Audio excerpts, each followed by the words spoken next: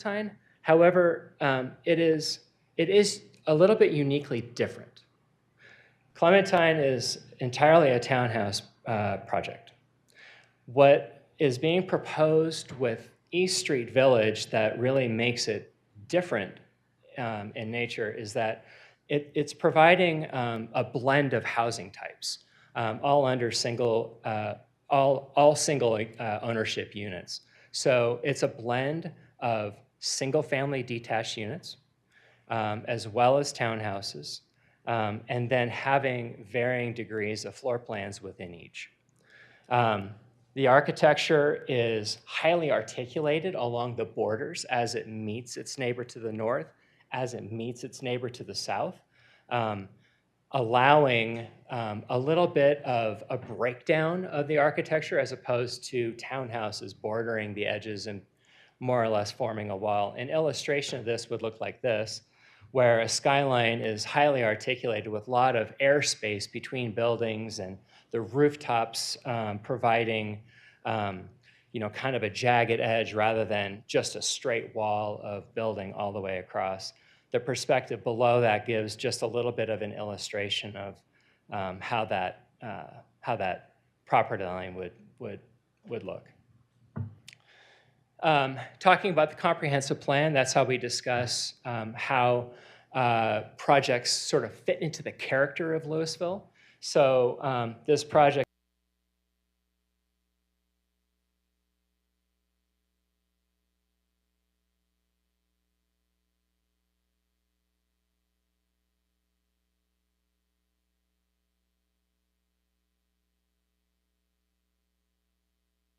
Mile High City.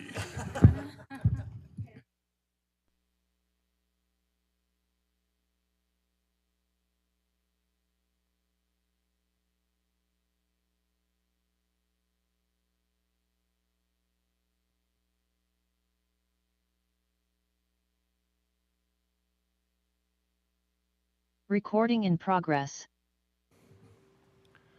Good evening. I'll call to order the October 12th, 2023 meeting of the Louisville Planning Commission with a roll call, please. Commissioner Basket. That's Here. Basket. Yep. Commissioner Choi. Here. Commissioner Osterman. Here. Commissioner Moline. Here. Commissioner Howe. Here. And Commissioner Krantz. Here remotely. Yep. And Chair Brown Eyes. Here. Thank you. If I have a motion to approve this evening's agenda, please. So moved. second. All in favor? Aye. Aye. Motion carries.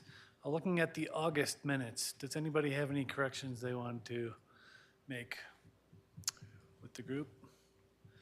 Seeing none, can somebody double check to make sure that Tamara's not raising her hand on this one? Tamara, did you have any corrections to the minutes? No, I did not. No? Okay, thank you. Motion to approve August 2023 minutes. I'll move approval of the August 2023 minutes. I'll second that. Thank you. All in favor? Aye. Aye. Motion carries. Open it for public comment for items that are not on the agenda. Again, here, if somebody could look at the Zoom for me. None.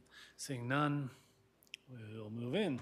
We have one item of continued business this evening, the East Street Village preliminary plat and preliminary PUD. I will now reopen the public hearing on a request for a preliminary plat and preliminary PUD. The purpose of the hearing is to receive evidence regarding the application materials and provide a public forum for all interested parties who wish to comment on this request before the Planning Commission. The procedure for the public hearing will be as follows. We'll have brief recap presentations by city staff, and we will have a brief recap presentation by the applicant.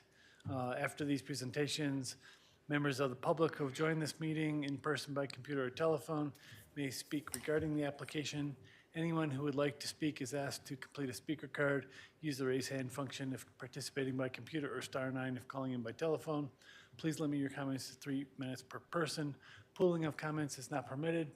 The purpose of public comment is to receive public testimony and not a forum for debate or dialogue. Commenters are encouraged to raise pertinent issues and may ask questions for clarity.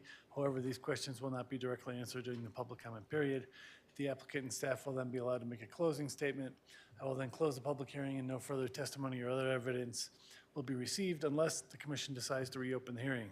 The planning commission will discuss the matter and may approve with conditions, deny, or continue it to a future meeting. Public hearings are recorded for the public record. All testimony must be presented after stating your name and city of residence. Jumping right back into the staff presentation. Recap, please. Thank you. All right, thank you, Chair. Good evening, Commissioners. My name's Ellie Hassan. I'm Planner 2 with the City of Louisville. And as a recap for this item was continued from the September 14th, 2023 meeting. And a brief summary is that this is a preliminary plat and PUD for 36 residential units, which are a mix of single-family detached and single-family townhomes.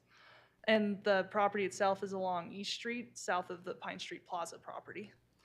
And through our analysis, staff found that the application meets the criteria in the municipal code, both for the planned unit development and for the subdivision, with requested waivers. And staff does support and does find that this proposal supports policies in the 2013 comprehensive plan. Staff therefore recommended approval of Resolution 17, Series 2023, which recommends approval of a preliminary subdivision plat and preliminary PUD for 15 single-family and 21 townhome units on a 3.6 acre parcel, which is located at 421, 533, and 565 East Street. And one thing that I did want to update you with between the previous hearing and this one is that we did receive two public comments for this project, both in support of the project. And the third document that you see up there was provided by the applicant, and they do wish to add that into the public comment. It's basically a letter from them requesting the proposal to be approved. One thing to note too is I did recognize that the chair did have questions about what the resolution was for HPC regarding the demolition of the existing buildings on these properties. And we did go through and find that staff recommended a demolition with no stay. And the commission did approve this, and that was back in July of 2023. And that concludes our staff briefing, and I'm here for any questions if you have them. Thank you. Thank you. Do we have any questions of staff at this time, or we'll be able to come back? We're not going to be closing public hearing just yet. Chairman, so- I have just a few Oh, questions. yeah, please, go ahead. Thanks. A question on the 10-foot sanitary sewer easement vacation. What's the status? Is there any updates to the status of the city ordinance to approve the easement vacation? So the easement vacation for the sewer easement will happen during the final plat process, Okay. and it will be noted on there with to be vacated, and we'll record it concurrently. Okay, thank you. And then I have another question. There's a wood fence on the perimeter. Were there any other materials that were considered for this? I know this is a small piece of information regarding the whole proposal. From my understanding with the specs that the applicant provided, I think at this stage they are doing a wood fence along the perimeter. We can ask the applicant more about that if you want to, but that's what they've proposed, yes. Anything additional at this time? Commissioner Basket?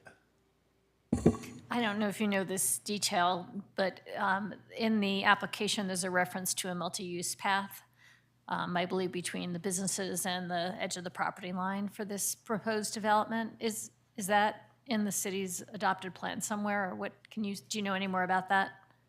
And just to clarify, is this the multi-use path on the west or east side of the property? On the west side of the property. West side. I would have to come back to you with more information on where we stand with that, but we would definitely iron out some details for it later on in the process. All right, thank you. No questions of staff at this time? Oh, go ahead, yeah. I don't know if this is the right time to get into it or not. I wanted to have more staff discussion around the intersection of Pine and East Street and what the traffic study says. So, Yeah, sure. So traffic study was mind-boggling, 100 pages long. So I looked at some of the traffic counts and I looked at the conclusions from that study. I just wondered, staff having gone through it, if you feel confident that we're going to create a safe condition with adding the vehicle trips from the development to that intersection. Yeah, from my understanding, it looked as though there weren't any major concerns in the traffic impact study that I could see for that intersection, but I do have it up right now. It does look like the level of service is a C, if I'm reading this correctly. So, or that's for Lock Street. I apologize. It'll be a B as in Bravo level of service from what they're predicting in 2025, and then in 2045, they're predicting it to stay at B. So from what staff could tell in the impact study, it looks like it should meet what we're looking for. And maybe I'll just add, so I think there was a question about safety. So there aren't any, I would just add, I don't believe there are any pedestrian bicycle improvements proposed for that intersection. Is that correct? So I think, our Public Works Department reviewed it. They didn't have any comments about safety, just to add that. We haven't really looked at PED improvements on that intersection in relation to improvements related to this project. Part of that might be the Highway 42 study. We expect will influence how that intersection gets configured as well. So we weren't anticipating that this development would contribute to those safety improvements. Director Zakar, I'm wondering if you know, there's a reference in the public comment to a new crosswalk that was recently added, I think right at Pine and East Street. Do you know anything about that, if that's created? I don't think it's a crosswalk, it's cross-hatching. That is a big Oh, to area keep people out across of there. the, Yeah. don't Don't block block the the intersection. intersection. Yeah. I'm not real familiar with that. I do know that's out there. It's for business access in and out, because that does back up during peak hour for that private driveway to be blocked. So I think that, this project, I don't think has vehicular access directly at that location, and they can go south to get in and out and avoid that intersection as well, which I would anticipate, that might be the way the residents actually go, especially during peak hour. It might be easier to get out to go to the south. Well, I'm not concerned about a level of service B. I find that to be acceptable. And I understand that this intersection is not directly adjacent to the development. It's the tipping point of how much traffic do you add to it before something has to happen. So I think we need to keep an eye on that location. Right, thank you, Commissioner. Any additional questions at this time? Seeing none, I'd like to invite the applicant up for Tamara has one. Oh, okay. Okay. Tamara. Thank you. Commissioner Krantz. Yeah, I just had a question because in the applicant presentation last week, they mentioned that with regard to the public land dedication, that they spoke to public works. And I don't remember the words, but maybe it was too small to be worth putting in a park or open space. But I'm wondering if they spoke to Parks Board or Open Space Board. I don't believe they have gone to any of the Parks and Open Space boards, but we do have members of the Parks and Rec Department who do review the applications, and it was sent to them on referral. I don't recall any comments specifically about that, but I would have to double check and see if there were any concerns. Thank you. I would be interested in knowing that. Any additional questions, Commissioner Krantz? All right, seeing none then, I'd like to re-invite the applicant up for a recap, please.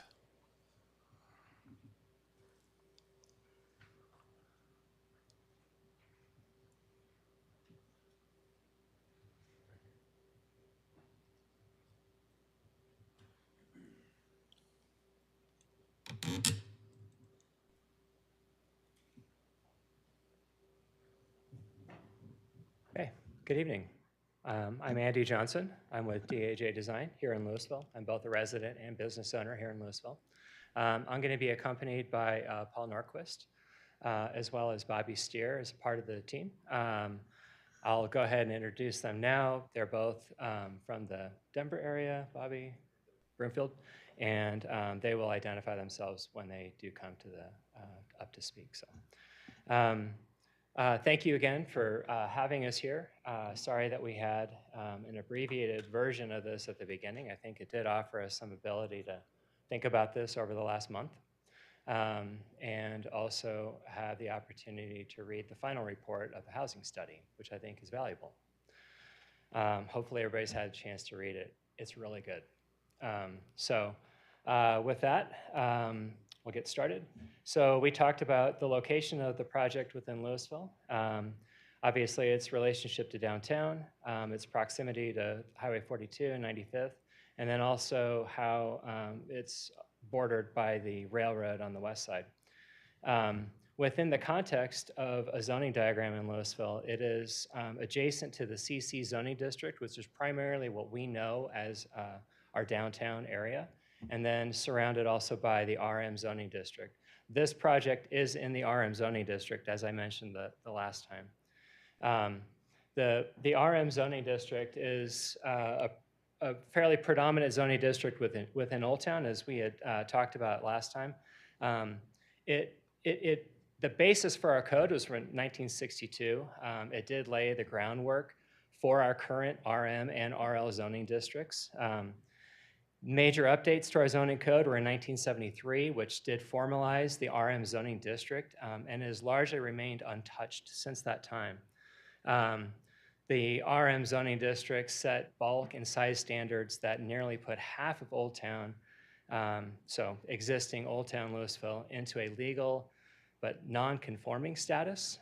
So basically, a lot of our properties within Old Town actually don't even comply with our RM zoning district. That set the stage for a no growth, no change mindset in an effort to prevent the character of Louisville from being altered.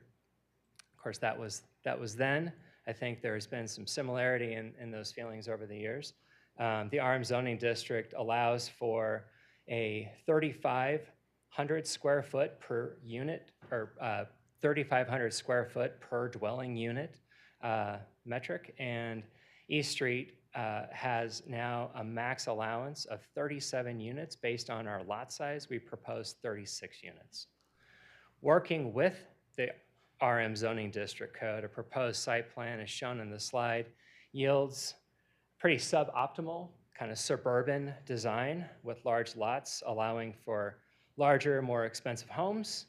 Obviously, there are probably different iterations of this with different outcomes, all of them mostly yielding larger homes, more expensive properties, and in an area of town that seems a little out of character for that kind of development. Project history. We did not touch on this last time, and I feel like it's an important thing to talk about. This project started in combination with a redevelopment of the Pine Street Plaza site as well. So with that, what the ownership decided to do with the East Street Village was to try to marry their project with the East Street or the Pine Street Plaza development. There was a fairly substantial talk around an East Street realignment, which would take that curved road and how it intersects Pine Street into a different configuration, hopefully creating a safer and a more kind of compelling way of moving from Pine Street onto East Street. You can see on the left of the slide is an early version of what that development looked like. I think what's highlighted by talking about the history of this project is that the design team has been very focused in trying to adapt to whatever seems to be the best and highest use for this property in relationship to other developments and also the city of Louisville. So what's highlighted in red was this kind of extension of like a second Main Street that would go onto the East Street Village property and then eventually down to East Street. Different iterations. Early option 1 on the left. This is with north facing up in this case. So it's a little bit of a reorientation of your view. Shows that realignment of East Street. It also shows that continuation of East Street onto the East Street Village property. Looking at the consideration of a rezoning of this property, allowing some mixed-use residential, introducing some commercial into this project. Unfortunately, within 4 to 5 months of working on this type of development, the Pine Street Plaza development ended, and so ownership was forced to redesign, relook at the project, and so early option 2 is a kind of a first iteration of what ended up kind of turning into that final product. So unfortunately, there was a realignment of the priorities and what to do with the East Street Village property.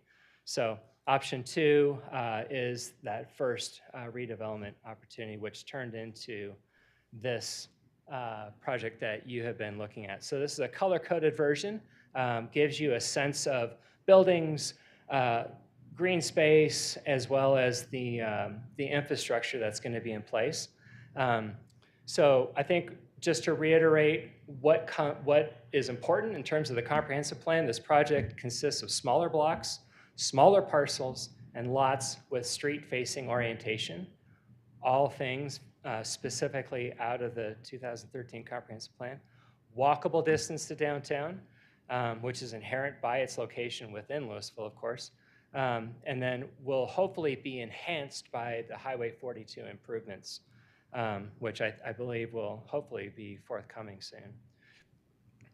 And most importantly, offers more rooftops in support of businesses adjacent to properties in downtown.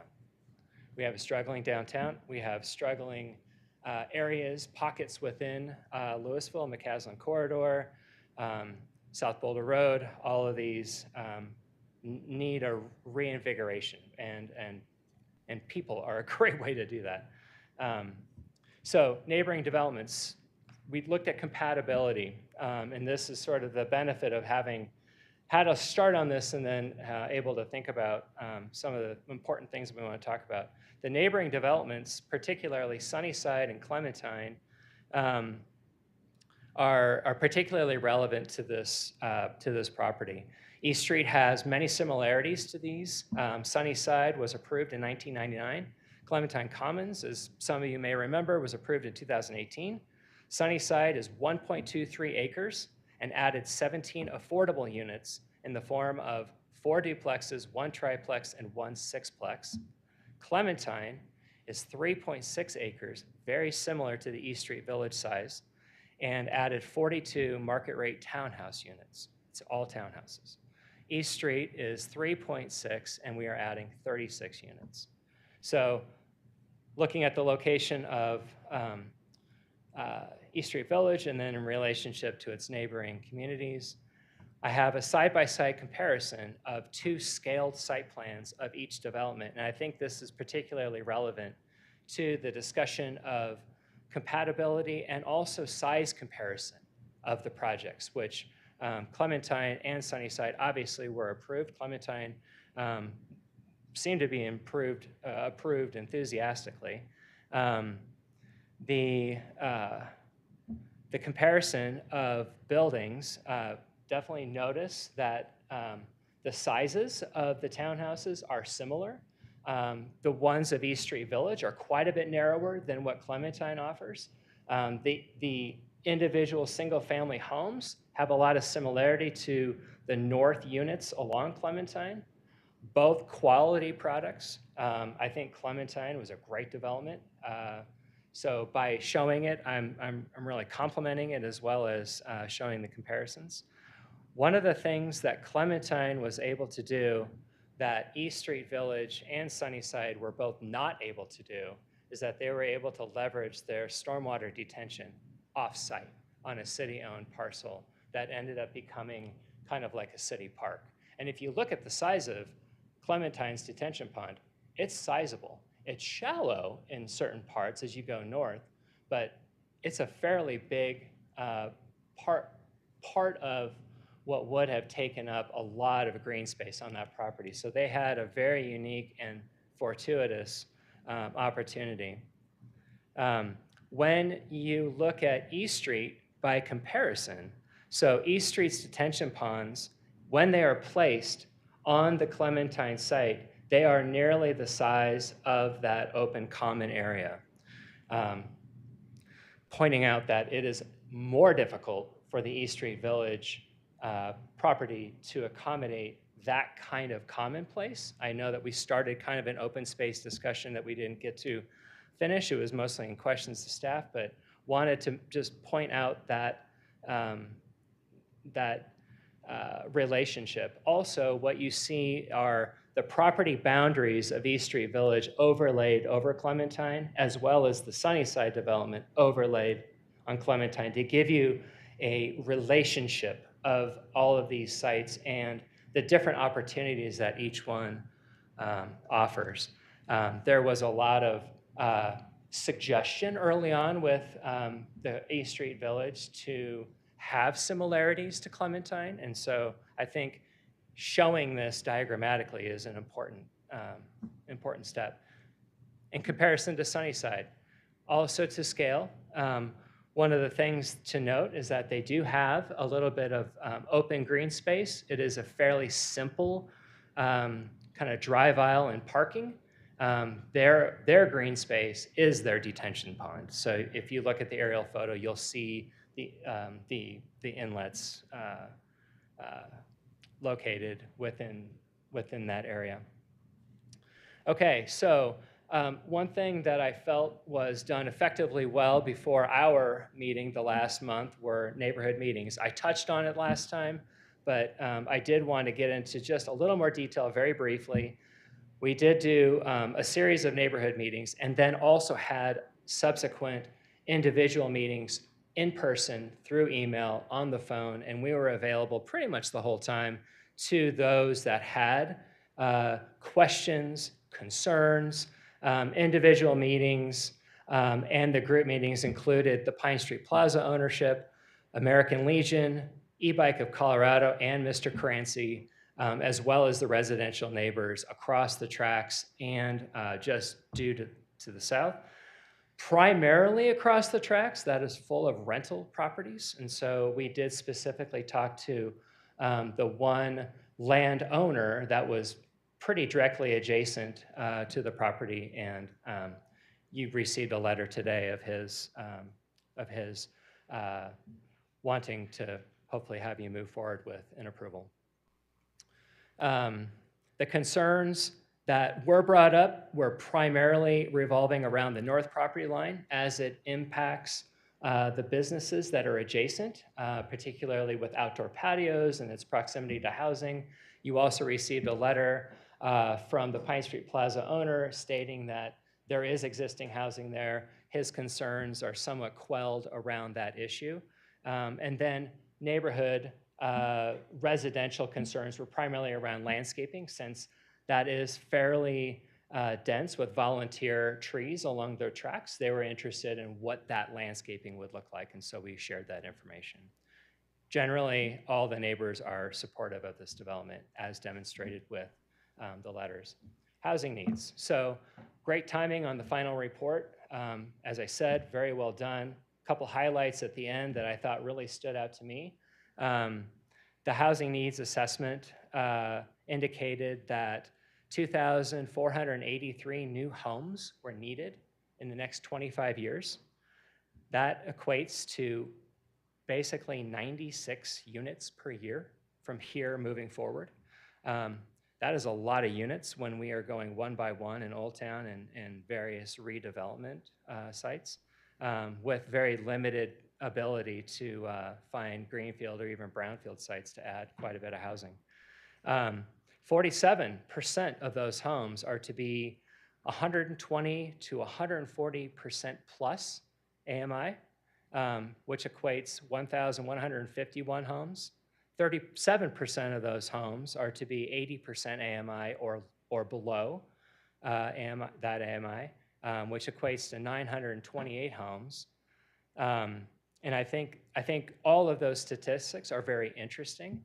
I think what is a little, frustrating from a development perspective right now is that we have an ordinance that was approved in 2021. It states 12% of dwelling units shall be affordable within a market rate development. design materials equivalent to market rate units. It doesn't go into a whole lot more detail in terms of what creativity can be done within that. It's very straightforward. Right now, we don't have a recorded, established administration of the inclusionary housing ordinance. There's lots of talks about how that'll happen, and I think hopefully this housing needs assessment and the housing study will generate that and will generate our actual policy of what we want to do with housing in Louisville. Right now, it's difficult for a small development to incorporate inclusionary housing at a 12% rate when there's no degree of within that or creativity of how to do that. And it's also difficult to really do a pro forma accurately without the actual numbers. So we use the numbers that we have available to us, which is old data from Boulder County Housing. So we are proposing a fee in lieu. It is well known that these funds are important. They're an important driver to create meaningful, affordable housing within partnerships of other entities, particularly nonprofit CDCs, grant funding from the state and national level. It adds to the ability to actually create more units as opposed to 1s, 2s, 4s, 5s, as opposed to doing dozens. From there, I'm gonna invite Paul up. He's gonna run through a few things real quick, and then we'll end with Bobby. So, good evening. I'm Paul Norquist with Design Practice. We are the architectural design team on this project. Your city of... Oh, sorry, we're from Denver. So I just wanted to recap from Ellie's presentation last week, and we've gone over it, but the project and the reason for the PUD is we are requesting a number of waivers. I know we've gone over and we can discuss them a little more if we need to, but there are waivers for lot size, lot coverage, setbacks, and building heights as shown in the tables here. We'll go a little more into the design of the site and the design of the unit. So the site's laid out with single family units to be on the north and the south, which are adjacent to our neighboring property lines. East obviously being East Street and west being the railroad right-of-way. And then oriented the 21 townhomes, which are the denser, slightly bulkier buildings towards the center of the site. So what that does is creates a little bit of buffer should the Pine Street Plaza development, if that should get developed, we anticipate that being a denser development. That property line isn't as much a concern as possibly what could happen to the south if the neighbors to the south should ever decide to redevelop or rebuild on those sites. So by creating a little more porous property line and putting the density in the middle, we felt it was a little more friendly to the neighborhood in that respect. We do have the city-owned property to the north, which ranges from about 17 feet 6 inches from property line to property line on the east side, and it's about 22 feet wide. So the city owns that sort of, it's not really a triangle, but widening piece of land between us and the American Legion and Pine Street Plaza property, creating a little additional buffer. Additionally, to the south, the two parcels to the south, they do have a 30-foot utility easement on the north side of their property, currently creating a buffer. Not that that easement couldn't be vacated and those utilities rearranged at some point, but in the existing condition, that's where they are. But those are sort of the drivers for how the site ended up as it is. These just highlight sort of those two. We have 8 single families on the north, 7 on the south, and then the 21 townhomes in the middle. The single family unit type 1, which are our smaller footprint single families, these are the 7 on the south there, and then 4 of the ones on the north. These are intended to be or they are designed as 3-bedroom, 2-bath above grade. They're about 2,400 square feet with an attached 2-car garage. They'll have about a 900 square foot basement space, which will be an option to finish at this, whether the developer at this time decides to finish them pre-sale or do a builder option. That yet remains to be seen. But relatively smaller footprints. These are 1,500 square foot footprint. Again, with a 973 square foot main level. The upper level being slightly larger, we're recognizing the efficiency of building over the entire structure from a structural standpoint. But it gives us a little additional, since the ground floors are small by comparison, it gives us a little additional common open space in the loft above. The second single family type, and these are the additional 4 on the north side of the property. These are designed, one of the owner's primary drivers behind this project was to be able to build some main level primary suite units for the possibility of aging in place. They see a real need for this type of development. Without large tracts of land, it's hard to build ranch homes. So it's the idea of taking that idea of a ranch where you can have complete living on a main level, but put it into proximity, walkability to a downtown core. So these units have a larger footprint at 978 square feet, but relatively they're actually above grade square footage very similar to the other units at a total above grade of 2441. So the main floor of this unit, which is the middle diagram here, all of the amenities necessary for living. So should someone be aging in place or just want to live on one level, perhaps empty nesters that their kids will come back every now and then. It's all available. Nice primary suite, kitchen, dining, living area, laundry, powder room, and a 2-car garage. To keep the square footages down above, on this particular product, we have narrowed the upper level just to be a 2-bedroom, 2-bath additional upper level. And then these will have unfinished basement under the main living level, just obviously not the garage. The townhomes, as far as the design, let me talk a little bit about the design. They're all designed with this sort of a modern farmhouse or a modern mining shed in mind. It's a very simple, clean design, very clean lines, low overhangs, steeply pitched roofs, clean materials, and clean corners. So we're not trying to over-articulate the exteriors of the building. We're letting the building and the materials do the work for that. So the townhome units, which were in the middle of the site there's 21 of these. They're separated into 6 buildings. So there's 3 triplex buildings and 3 quadplex buildings. Each of the buildings has obviously 2 end units. We're calling those our type A units. And then the quadplexes will have 2 and the triplexes will have a single type B center unit. These are all designed with the garages to be detached. The detached garage allows for a small private living space outdoor living space between the unit and the garage. So each of the units has its own backyard space.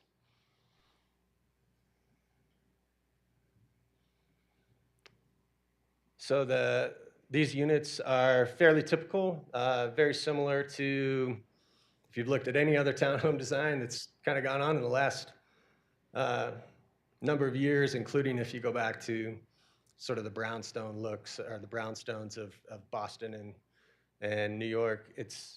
You have a main floor living, occupying kitchen, dining, and living area. The second floor is our bedroom level. The end units, because of the additional light, they'll have 3 smaller bedrooms and 2 baths. The middle units, since the center space does not have an egress component, that just becomes a loft, and they have 2 bedrooms at the ends of the units, and again, 2 bath. The end units currently, as they're designed, have a small enclosed rooftop space. that's up in the gable form of the end units, and then an exterior deck. The center units will, the roof level will just all be exterior deck. And they have the stairs to a doghouse to access that deck. As a reference, scale-wise, sorry. These units, the type A in units are 2,300, 2,372 above grade, and the center units are 1,928 square feet above grade. Just as Andy was talking about in reference to Clementine, those units ranged from about 1,950 square feet above grade to about 2,400 square feet above grade. So very similar comparison size-wise. The basements. So the garden level of these units currently is proposed. Each of the units has an additional bedroom, bathroom, and either a rec or additional living space. We'd originally thought of these as a possibility of additional living space for either a tenant, a college student that's come back, or post-college living with parents. So the in units are designed with an exterior entry. The center units, we don't have that option, so that'll be connected to the unit itself. But originally we had thought of these as the unit on the left, the end units is the one on the left, where these could be separated from the townhouse unit above. They would be under single ownership, but it would then act as a 2-bedroom, 1-bath, rentable apartment unit in the base. We understand that there is no ADU provision in Louisville right now, so that was pulled out of the project as we move forward. But I thought it was important to show that this is a conversion that could happen to these should that ordinance be adopted, and it gives the owner some flexibility on how to use that space. It was also a large driver on why the units are raised up above grade as much as they are, to allow as much light as we could down into those garden level spaces. We touched on this last week quickly. Parking, each of the units has 2-car garage attached with it. In addition, there's an additional 24 parking spaces, surface parking spaces provided. And lastly, just from scale-wise, we put together this rendering of what the East Street Village project as designed would look like from Highway 42 versus the trails at Clementine currently looks like from Highway 42. So from a massing standpoint, they're fairly similar. Ours is a little denser in the middle as we concentrate our townhomes, but we're also a little more porous on the edges with the single-family homes. So with that, do you want me to introduce you, or? I'll bring up Bobby Steer from TSC Capital, and he just has a quick statement. Good evening. My name is Bobby Steer. I'm in Broomfield. Jesse Truman, who couldn't be here tonight, he lives on the edge of Louisville. He and I are both invested in this development, and we manage the ownership group as well.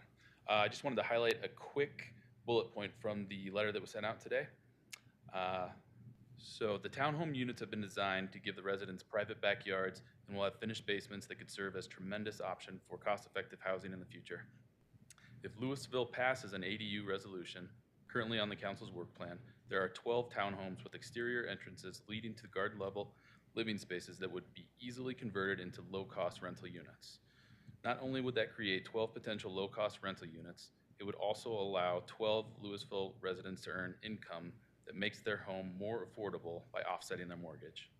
We have been advised by staff to leave these affordable units out of the PUD application and bring them forward at a later date post-ADU approval if the ordinance were to receive a successful vote. In the meantime, we have agreed to pay the fee in lieu for affordable housing, which most municipalities prefer to use that fee in lieu money in order to couple it with partnerships and grant funding to create more meaningful inclusionary housing. In essence, the city of Louisville will be a double beneficiary of this design should an ADU ordinance pass and the project is prepared to increase its density by providing the necessary parking to support the 12 new units. We appreciate your consideration with this. Thanks for your time, and we will open it up for questions now. Great. Questions for the applicant? Who'd like to, Commissioner Basket? I'm wondering what the size of the backyards are approximately in the single-family units and in the townhomes.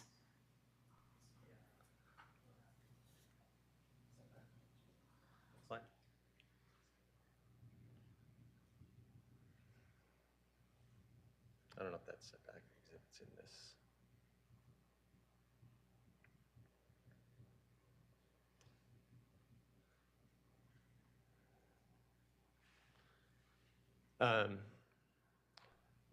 This one doesn't have the actual numbers, but on the north side, on the type B, or type 2 single families that have the primary suite on the main level, those from back of house to the property line is approximately 12 to 15 feet. On the type 1 units, it's about 27 feet on the north side. And on the south side, it staggers from about 15 feet on the easternmost home to about 22 to 24 feet on the westernmost home. So some quick multiplication with the width, how many square feet does that land us at? So, Looks like about 250. 15 times 20. So Chair, we can put, if you give us just a minute, we'll pull up some actual measurements that you can see here. okay, I mean, I think we're pretty close, but yeah, that's great. Okay. If you have the actuals. Please continue. They kind of connect my questions and comments. So then, how do you envision the space between the townhomes and the detached garages? How is that finished out? It's going to be, I think we would leave it up to the individual owners to do what they would want, whether they hardscape it and put a small seating area and fireplace, whether they want a small sodded area for pets, whether they want a small vegetable garden. It would really be up to them to determine. On the townhomes, those appear to be about, well, we'll get numbers here, but half the size of a 2-car garage. Yeah, they're also about 15 feet from face of structure to face of garage. Okay. And then those are narrower, the narrowest one being, I think, is 19.6. So. I do like the way you provided for the open space with the south to north orientation, so it should be lit most of the year. And I think that the internal circulation is conducive to walking your dog around in a circle around the whole lot. I can envision people using the space in the configuration you've laid out. I think it was really driven around the circular drive and having looked at a variety of ways to enter the site. And part of it came from when we were working with the group that was looking at developing Pine Street Plaza. But we had a couple of single entry options that created, for fire department safety, would create a cul-de-sac. And then we were teeing off of those for drive aisles, but the efficiency and we ended up with way more concrete than we would like. And so this was the most efficient method, and the lot's oriented the way the lot's oriented based on that efficiency. Thank you very much. Would you like to see the measurements now? We can. Yeah, pull that'd that be up. great. If you could share those with us, that'd be appreciated.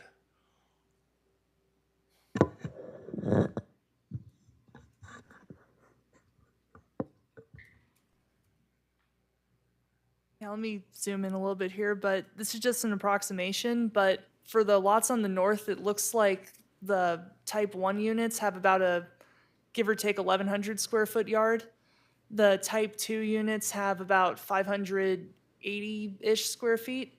The smallest lot that we could find had about 420, but the other two numbers are more accurate for what I would consider to be the average, just based on the lot orientations.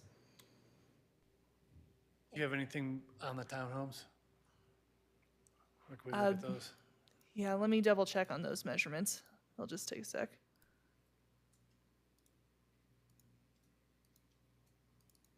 So that's going to be a little less than 300 square feet for the townhomes.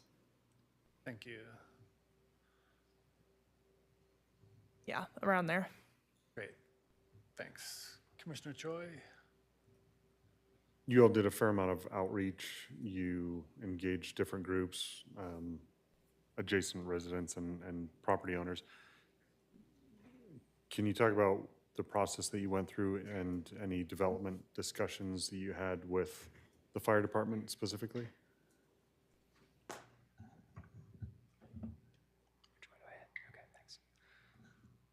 thanks. Yes, so early on in every project, we do outreach directly with the fire marshal and had a number of one-on-one code-related discussions with them. The drive aisles specifically were dictated by the fire marshal, so they grew by around 3 feet for each drive aisle. A lot of that's based on building height, but a lot of it also is with some of their new turning radius templates. They have, as you probably know, a little more gear on the front now to make those turning radii. So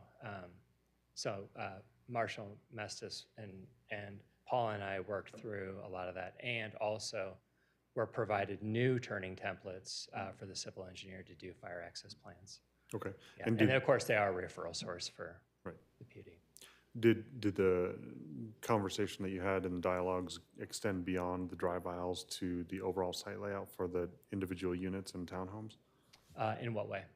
Was the layout that's presented, was that informed at all by those discussions in terms of where those units were placed and the orientation and everything else outside of just the drive aisles? Not so much the layout. It was primarily around access. There was a strong preference to having circular access through the site as opposed to having dead ends.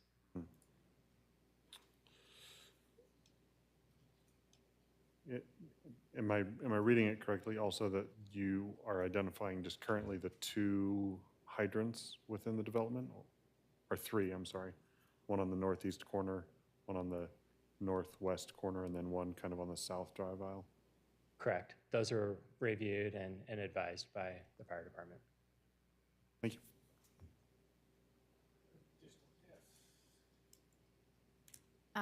Just adding on to the questions about the U-shaped street that goes through the development, is that 2 lanes, so traffic going in both directions? Yeah. It's similar to a wide alley. Or if you're in a 2-way parking lot where there's 90-degree parking on both sides. So it's not the width of a right-of-way for a street, but they're private streets, so it's the required width, so cars can pass one another going both directions. It will not be a one-way loop, if that's what you're asking.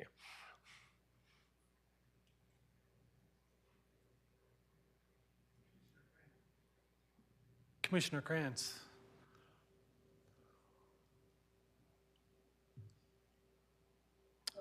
You are muted somewhere, not here. Maybe on your computer. Now you're muted here. There we go. Try again. You're unmuted here.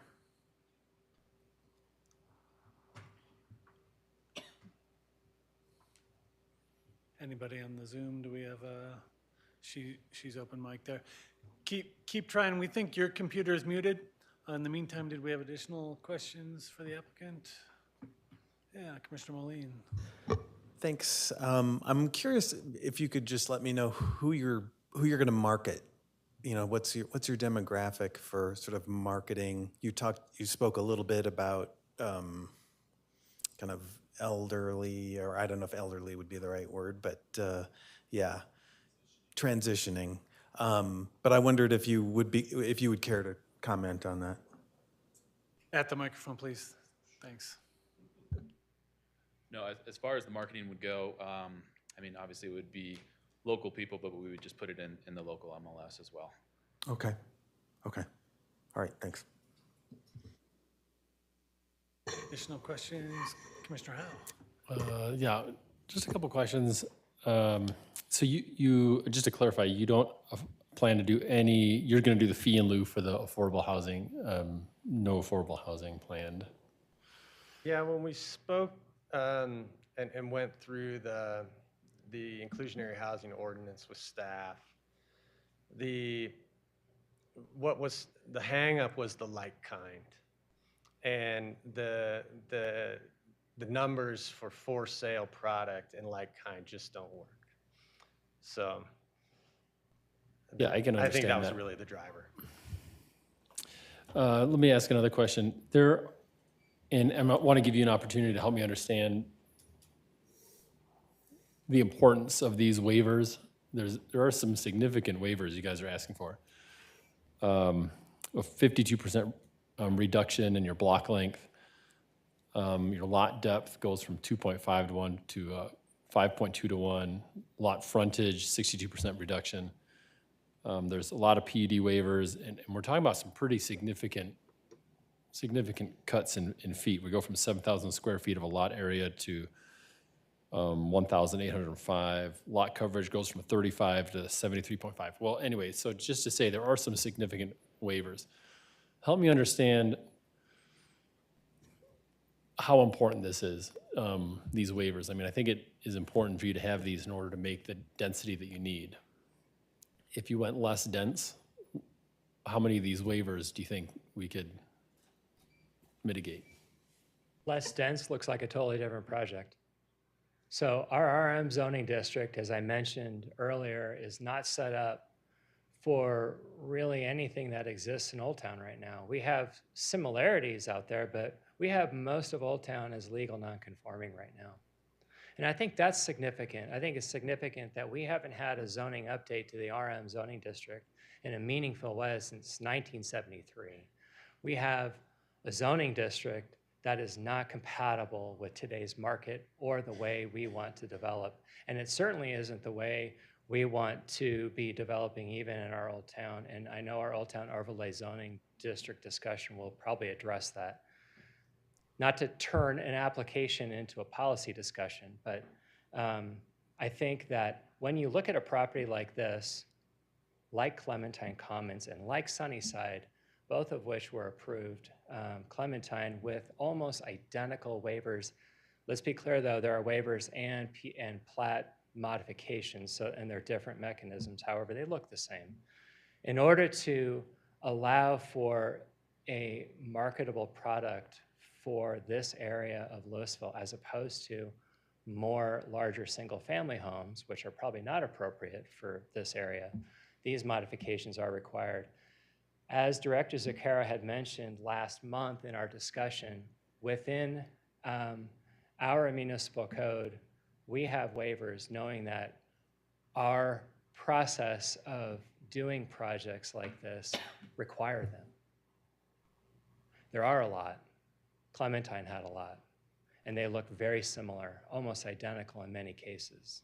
And so that's the compatibility discussion around, you know, are we blazing a trail here? Or are we following a precedent, you know, to allow a product that's appropriate for this part of Louisville? And so honestly, that's my best answer for you. I'm happy to answer more specific questions if you have any, though. No, I appreciate that, Andy. I think that's a good response. I like what you guys are doing in this project, and I like how you're trying. I have a lot of likes that I'll talk about later. The amount and extent of waivers was probably my biggest one. I wanted to give you guys an opportunity to talk about that. And I understand the scope of what you're trying to do in this project requires you to make those waivers. So I appreciate that. Mr. Moline, questions? Actually, just kind of continuing with Commissioner Howe's sort of line of questioning. I'm just maybe two questions here. One is, did you consider a rezoning? I can't remember if you mentioned that in your kind of narrative, and if so, what district were you eyeing, I guess, or what kind of zoning What would were we you? shopping for? Yeah. So in the history part of my presentation, it was directly in relationship to trying to marry a project that worked well with Pine Street Plaza's redevelopment. Okay, yep. And so the rezoning discussion was a lot more interesting from that perspective. Okay, When it's in the CC zoning district, and without a project really to compare it to or to marry it to, because they were really supposed to come in, side by side. okay. So what we were shopping for Yeah. was a mixed-use residential Okay, that allowed okay. for commercial to be a part of that. And Okay. we were thinking of like a neighborhood cafe, coffee shop kind of thing, or retail. It was going to be fairly minimal, but it seemed like there wanted to be some of that commercial that bled into the project if that redevelopment of Pine Street Plaza were to move forward as being discussed. But once that went off the table, then it really just kind of went back to all residential. Okay, okay. And my second question maybe isn't a fair one, but if you could wave a wand and create or choose a current Louisville zoning district that would require less waivers and modifications, is there one out there? I'm not sure there is, but I just wondered if that is something that you'd considered, so. We did. Okay. It's one more step Sure, sure. with a whole lot of uncertainty. And it's really important I hope you've read the letter from ownership because we go so far into this. I mean, these development discussions, these PUD discussions, these guys are all in or all out. And it's a lot of money to get to this phase. And so having one more degree of maybe higher uncertainty Sure. is sort of, it ends up being a risk that I think developers are just not willing to stomach. Okay. So Yeah. the concept plan, it's great if we use it appropriately. We have that step now, but unfortunately, that was not a tool at our disposal. Yeah. so. Okay, thanks. Really But appreciate it. I'm not trying to skirt your That's question, but That's very helpful. Okay. Very helpful. Commissioner Krantz, can we try again? See if, so I see it pop up, which means something is working, but we're not able to hear you.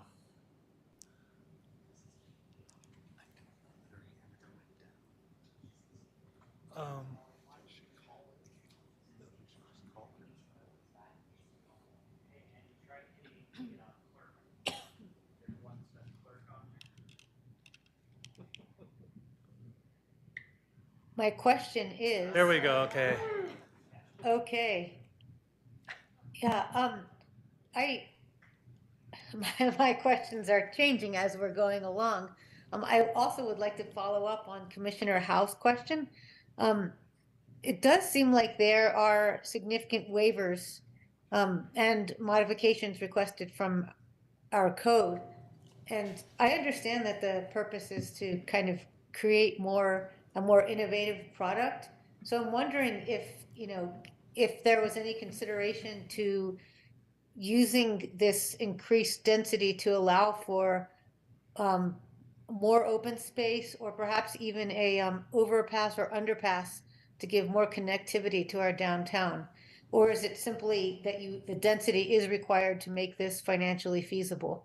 Or is it that I'm trying to figure out if it's just what the density is needed to make this financially feasible for the development, or if it's part of what you're calling the innovation.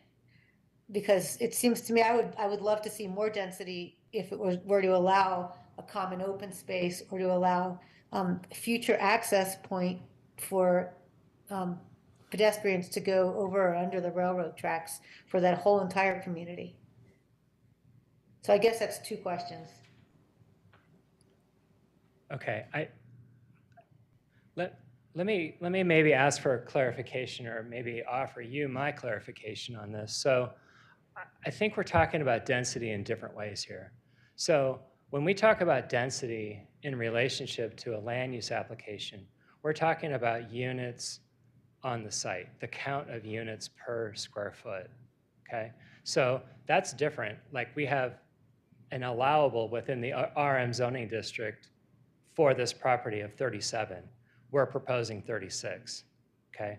So Right. that is our density for the project. Now, I think what you're talking about is a consolidation of buildings to allow more green space.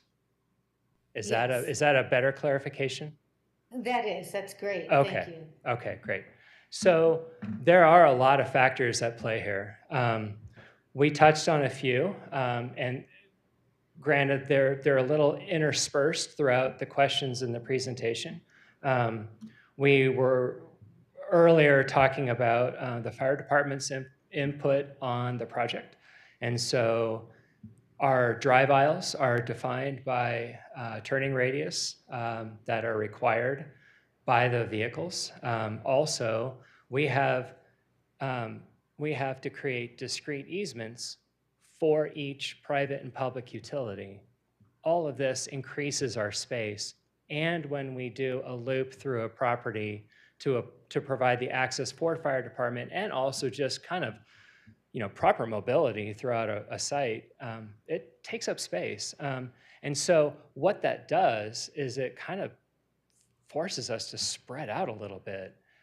I think the choice to have a variety of housing types is an important thing that I don't want to lose sight of. A variety of housing types, mixing townhouse and single family, also takes up a little bit of space. So it's, instead of consolidating open green space, we'll call it that, in consolidated areas, the goal is that everybody has access to that within their own property, and also trying to create common green space and green space that is sort of a buffer with a utility function of handling stormwater detention. So I feel like with all the parameters that are within the project, I think it was handled really well. If you looked at some of those earlier versions, in the kind of the history portion of the first part of the presentation, there were suggestions of a little bit more open space, but they were so underbaked in terms of, access, utilities, mobility through the site, et cetera, drainage, that, I don't know if they're great representations. So, Commissioner, I don't know how to answer your question any better than to say, yes, we looked at it, and we also have all these other factors at play that I think are, also very important. So, Right. So, Can I add a am little? I- May I add a little to that? In the design, actually, and when we were in coordination with Pine Street Plaza and talking with the city, to answer the first part of your question, which was the connectivity over the railroad track, we had originally thought we would love to see the gravel path that comes through the Clementine Commons detention zone somehow connected to this site. Whether it runs farther up East Street on the east side and then crosses over at our southern boundary, or if it gets realigned on the east side of East Street and ties in. But we also envisioned it wrapping around in the city-owned space between us and Pine Street Plaza, with the potential for a pedestrian underpass similar to Delo's at that location, which ties into, remind me the name of the street across the way. The alley. Elm? to Front Street. Oh, to Front- Elm, yeah. to Elm, yeah. So that was actually taken into consideration. It is still laid out that way. If you look at the plat that is planned in the northwest corner of our site, that green space is actually common track. It's not owned by that northwest unit. Should that path ever happen, we would anticipate adding a pedestrian connection from our northwest corner to that path. So that covers that side of things. And then as far as the consolidation of the townhomes, the big difference between us and the majority of the townhome projects that are being proposed right now or being built is that these are designed more as row homes, and I know there's not a row home language in the Louisville code, but the garages are detached. They don't tuck under the units. It actually addresses, it's the reason we have one of the waivers that we need, which is the ratio. It's because it creates these long, narrow lots to get the garage on that lot. If we were to tuck those garages under, then what it does is it changes the whole dynamic of the layout of the units, and it does not allow for this future potential of ADUs. So there are a lot of sort of backstories to why it's designed why it is, but in the end, as Andy said, we're really trying to provide a variety of housing type on the site and a variety of housing type within the city that isn't really being provided by anybody else. So I hope that helps clarify the question. It does. I'm really happy to hear that it doesn't preclude the ability in some time in the future to be able to create an underpass or connection to Elm Street. That might be something that the city has pressure to do in the future. And thanks for clarifying the difference between the consolidation and the density. I understand that there are so many different things that you were able to do by consolidating, but it still seems to me that the consolidation I'm still wondering if the consolidation could result in more common green space and perhaps not using the fee in lieu for the open space. Director Zucchero. I just wanted to make a suggestion just about how we review. It might help us like focus in on a review. So basically you all have an application in front of you, and you should be looking at the merits of the application, whether it meets the criteria, the waiver, the modification criteria, the PUD criteria. I would just, I know there's always a tendency to try to redesign projects, but I would try to focus on, is the merits of this project meeting the criteria rather than redesign? I think, for example, if you think it doesn't, like if you do think that there are issues with the amount of common private open space, that's a legitimate issue. And maybe not supporting it or supporting it based on the merits of the application is what I'm trying to get at. Thank you. Yep. I appreciate that. Commissioner Krantz, additional questions for the applicant? No, thank you very much. Additional questions of the applicant. Commissioner Moline? Well, could I just piggyback on Director Zucchero's comment there? Could you just clarify, Parks and Open Space staff reviewed this and has approved this, the fact that this is going to be cash in lieu for this open space dedication? Right, they've been part of the referral process. Yeah. And the staff has not requested anything different. Yep. Jared, does have one more question? Please. One quick question, based on the original option with the 12 end unit condos having the potential for that ADU.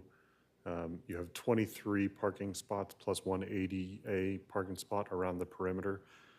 If you had those 12 units and they were 2 bedrooms, is that how you came up with what that parking ratio was and what those available spots were for the site? Roughly.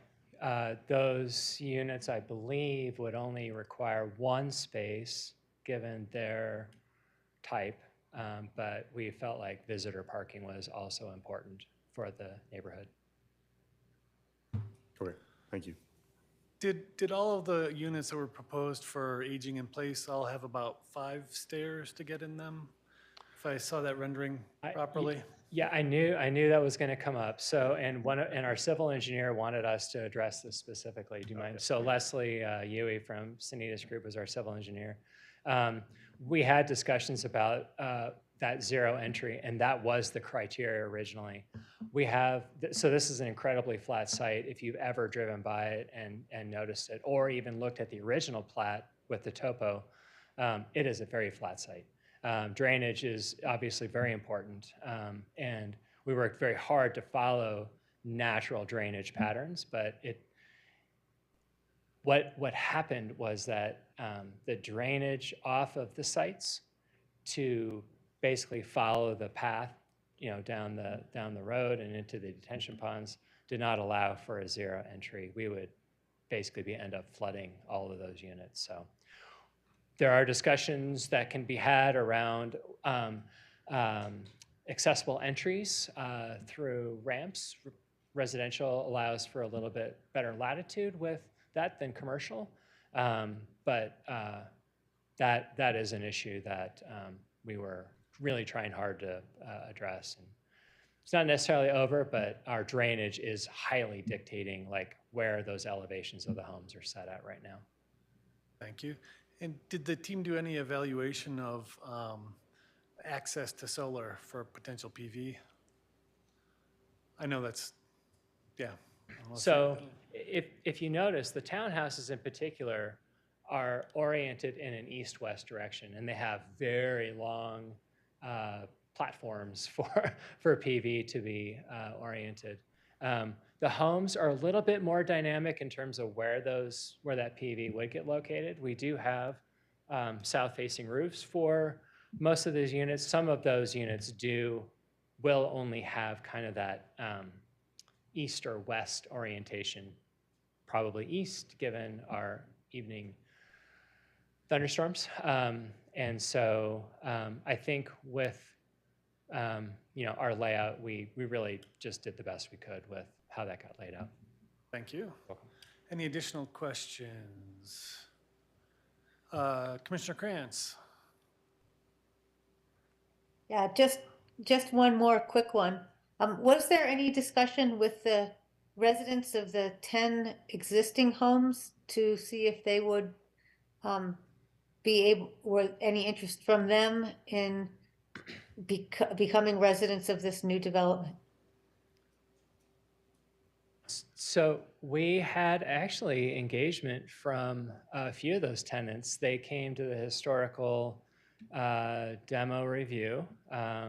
There were mostly comments about how much they've loved living there. The primary person was someone who lost their home in the Marshall Fire. They lived in the county just right close to Home Depot and have really enjoyed having been able to have a home in Louisville during that time frame. They are moving out. Otherwise, engagement with that neighborhood that's currently there was little to none, honestly. So also, just to mention, we did also try to engage with the Clementine HOA and never really had a response from them. So efforts were made, but we can only go so far and work with responses as opposed to knocking on doors. Great. Thank you. All right, seeing no additional questions at this time, let's take a 10-minute break and reconvene at 5 minutes to 9-minute break.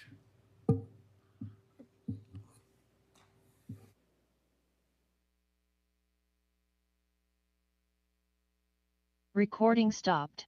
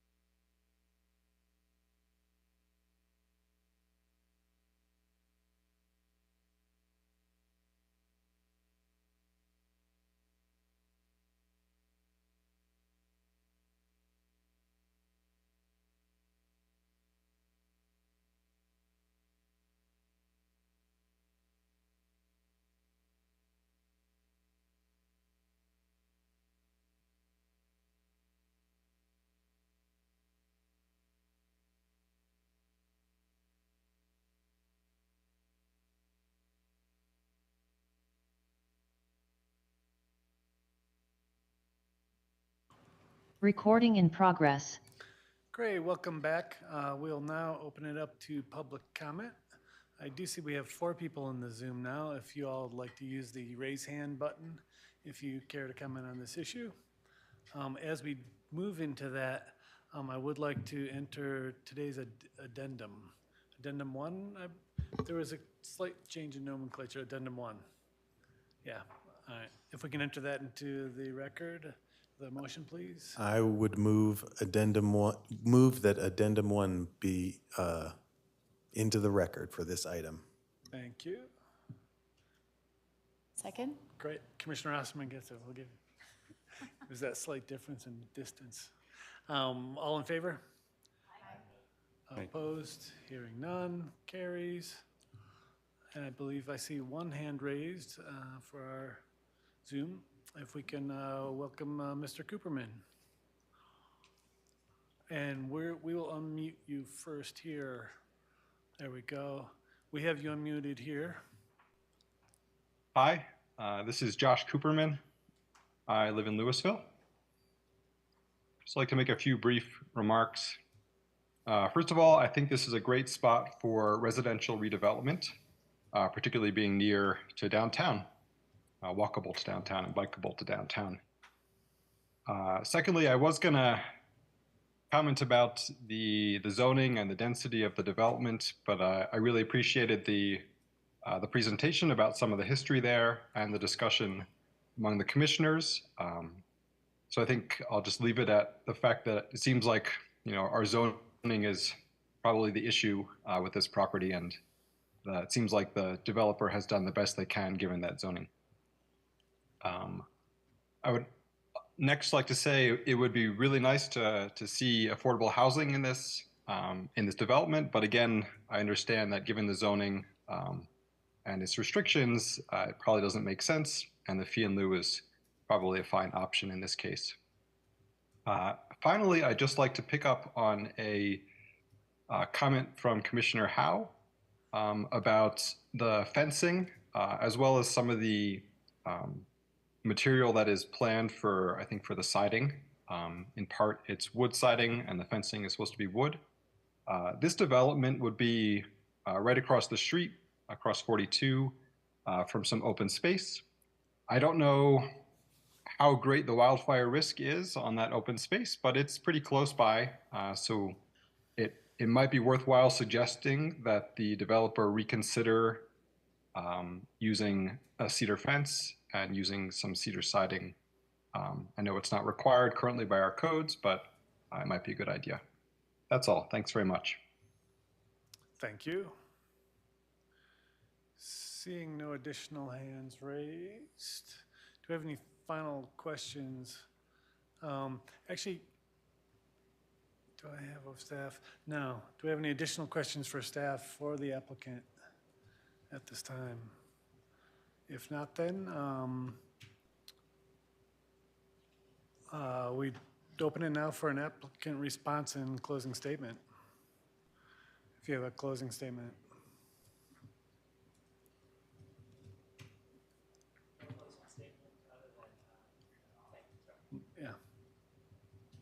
Yeah. No additional comment. Nothing other than just thank you for the great questions and consideration, and looking forward to your deliberation. Thank you.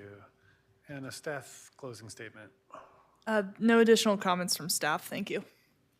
I will now close the public hearing, and the planning commissioners will deliberate on the evidence presented.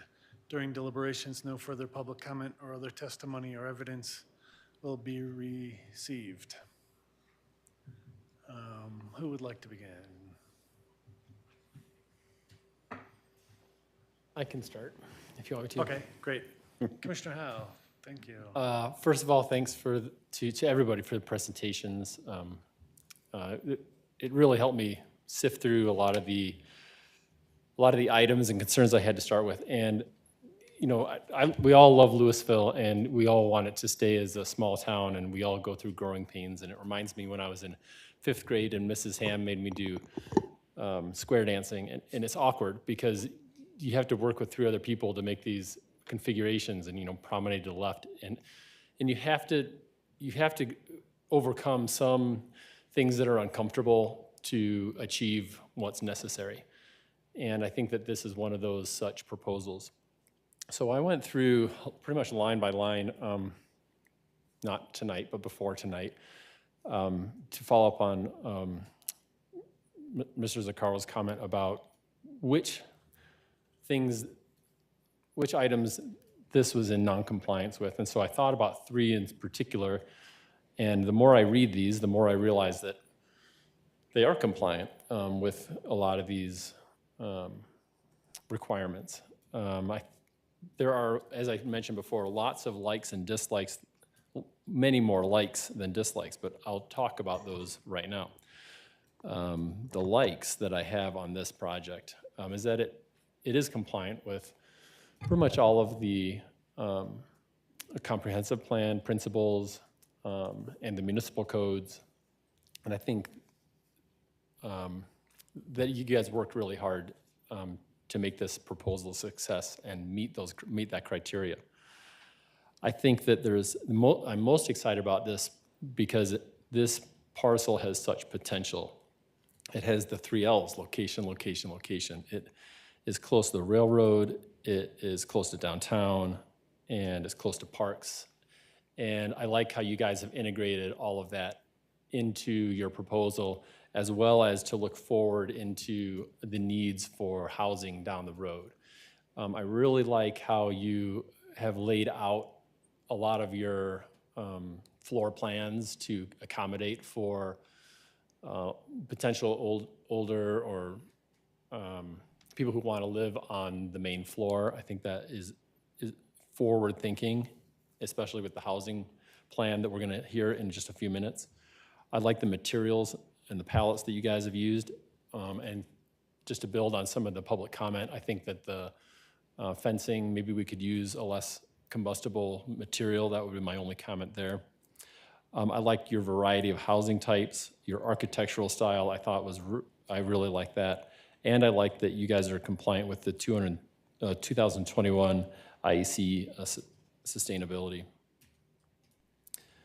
I also like that this adds to some potential growth of downtown, and I think that is important. There are some dislikes, that there's no affordable housing. I wish we could accommodate more affordable housing, but I know that may not be part of the parameter of this project. I also dislike the fee in lieu for the 15% land use dedication. But once again, this is a small land parcel, and I think it's difficult to get to that 15% without sacrificing some of the goals of the project, which is to create housing that is similar to adjacent properties. So in the end, I thought that this was a really interesting proposal, one that I had to dance around in my mind a little bit with, but in the end, I think it would be successful for Louisville in the long term. So I am going to be in support of this as well. I, like Commissioner Howe, appreciated the presentations, the staff report. I find myself in agreement with all of the staff report items, in particular, the portion where the PUD criteria analysis goes through issue by issue. So I find the proposal compliant with that. And I appreciated the applicant's perspective and patience in working through this, but I appreciate that perspective of trying to fit something in here on a site that's challenging and in a place where we're really, as you showed in your presentation, we're really close to downtown, and yet we have some kind of funky zoning still. And I appreciate what you're trying to do here. So I'm interested to see how this works for you. So I find myself in support.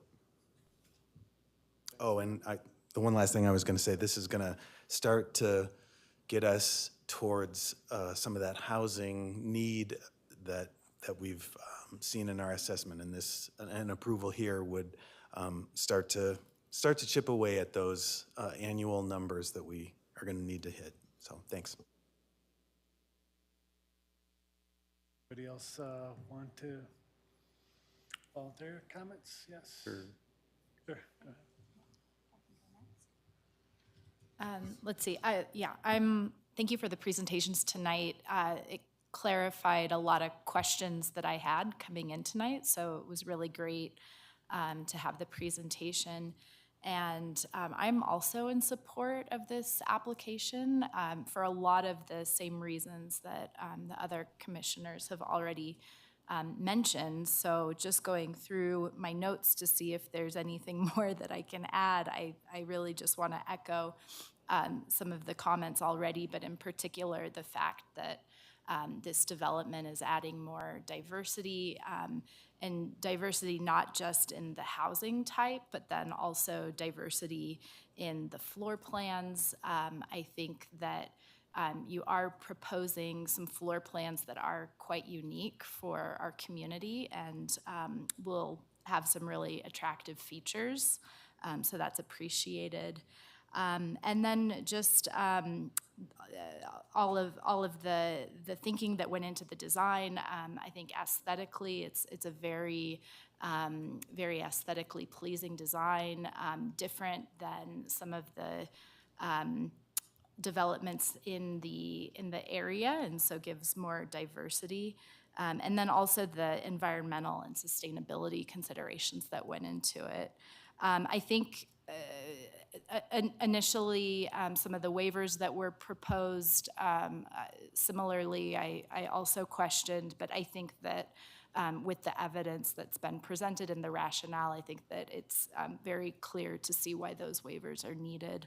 And I think it's aligned with the comprehensive plan. So again, I think that, yeah, nothing else to add, but thank you again. So I think everybody said thank you, so I'll say thank you for working on this project since April 2021. Andy, to your point, right, obstacles, speed bumps, potholes, they can derail development projects. I think, some people consider the word development a bad word. I think it's not a bad word when development is done responsibly and correctly. To some of the other commissioners' points, right? We have a proposal for development that is electrified, moves in the right direction, right? Where we are beholden to the beneficial choices that Xcel Energy is making, and pretty soon, all of our electricity consumption will be so much cleaner than other alternatives. So I appreciate both the nod to being PV ready on the site and electrifying, consolidating loads, building efficiently. I think those are great things. You have done a good job with the density on the site in order to be able to develop the housing units that, as some of the other commissioners have noted, are a necessary step to evolve Louisville. I think, as I said in the meeting last month, right, sometimes we need the people first before we can get the commercial support. And this is a great site to be able to do that. So I appreciate the effort and the time and the cost that has gone into getting to this point where you're presenting here. I have a different perspective from the rest of the commissioners insofar as I look at something, a development plan like this that has the amount of consolidation that you presented with the unique building types and housing stock that you've designed in here. And while that housing stock and those building types creates a lot of fun and different approaches to creating the types of housing that are in here and in the downtown area, it also presents a problem where when I look at this plan, while you have done a great job in describing the dialogue and collaboration with Marshall Mestis and the rest of the fire department to come up with the requirements for access, there are a couple things that do still concern me. you know, I looked and you do have 5 fire hydrants identified on here, but as described, right, this is essentially kind of a parking lot width drive aisle. And while it does accommodate, you know, what are identified on the plans as a pumper truck, you know, essentially what happens in any scenario is if a house catches on fire in downtown Louisville especially, you're going to have a minimum of, you know, 2 engines and 2 ambulances and a fire chief, or a ladder truck and an engine and 2 ambulances and a fire chief. And essentially this one drive aisle that's here is going to get clogged up really quickly. And when an engine connects a hose to a hydrant, that drive aisle is taken out of commission. Nothing can get through, nothing can get by. And when I look at these, the condos that are in the middle, in the most consolidated portion, from the closest approach from a drive aisle to a front door of lot 33 or 26, it's easily 100 feet from the curb, from where that engine would be parked. And, you know, an engine has, you know, pre-connect lines that are the quick grab lines, so firefighters can get them, run up to a door, go through a door and put out a fire. Those pre-connect lines are 200 feet long. And so when you waste 100 feet getting from the curb just to the front door, and then you have 10-foot floor heights for a 3-story condo, if there's a fire on the top floor, you might not get the hose there. And that's concerning to me. Now, you know, this is going to be this is going to be a dumpster fire, no pun intended, if there's a fire in this place between the vehicle traffic, you know, all the firefighters running around and all of the efforts just to try to get water on a fire in a middle unit that's attached to others, where flame spread is a major concern. Now, I say all these things not to the point of trying to redesign, as Director Zuccaro made an astute comment about, but just to voice a concern that, you know, pragmatically, while you are dealing with a very constrained site, you know, I think there is potentially another opportunity to look at, you know, some other way to facilitate emergency access, to further help anybody who's going to end up buying a home here, living here, and you know, establishing families here. So I say all those things, and I will end with the point that I am in support of the application. So thank you again. Commissioner Krantz, I see your hands up. We'll jump to her while we're there. All right. Thanks.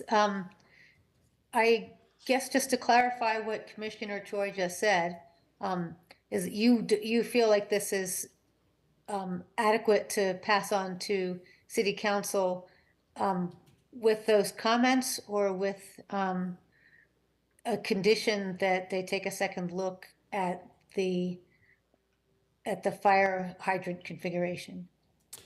I'm not asking for any conditions. I'm providing my support with the hope that there will be continued collaboration with the fire department for pre-plans and a consideration of additional access to facilitate emergency response.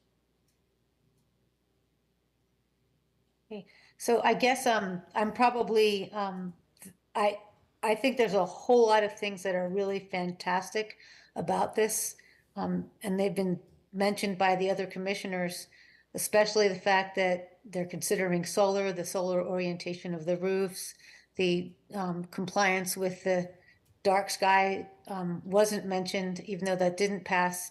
The lighting plan seemed great, and I'm also I love that it's compliant with the 2021 IECC energy codes. I wasn't as comfortable with it meeting, the modification review criteria.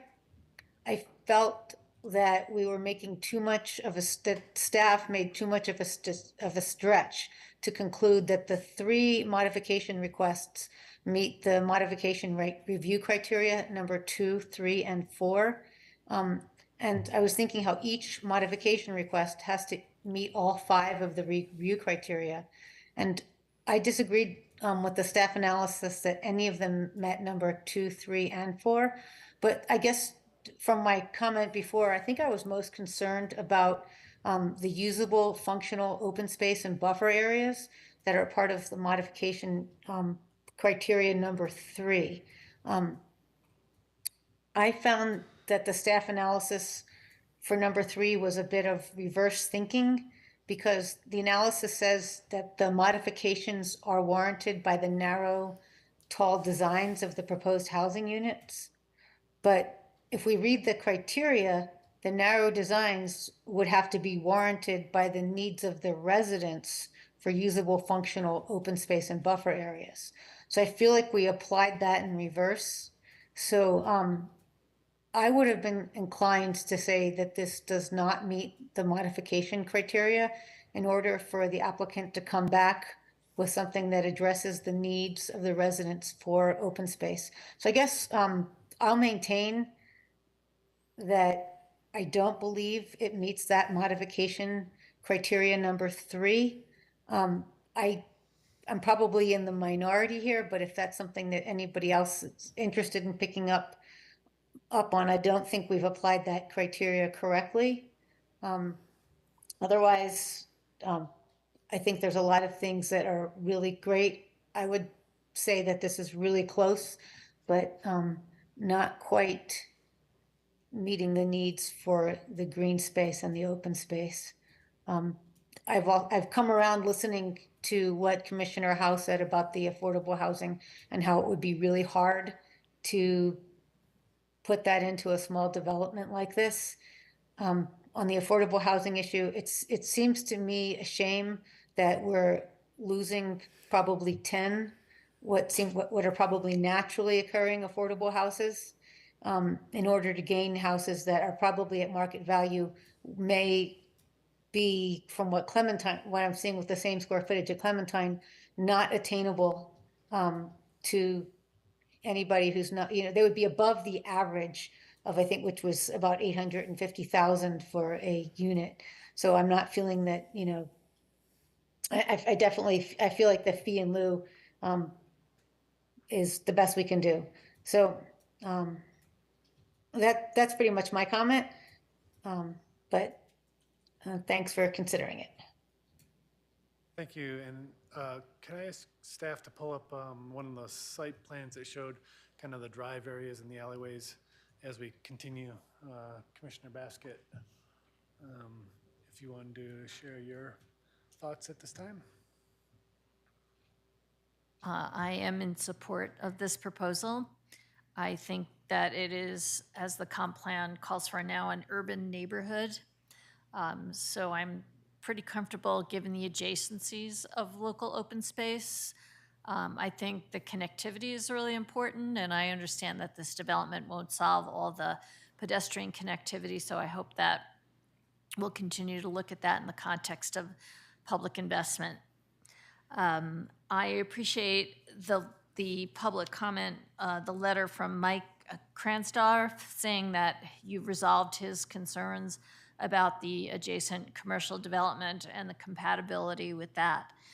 I see this as a really great puzzle piece fitting into the Highway 42 corridor, and I hope that it moves forward.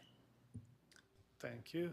I know the applicant had one of the similar to this, but it had the driveways in red or pink.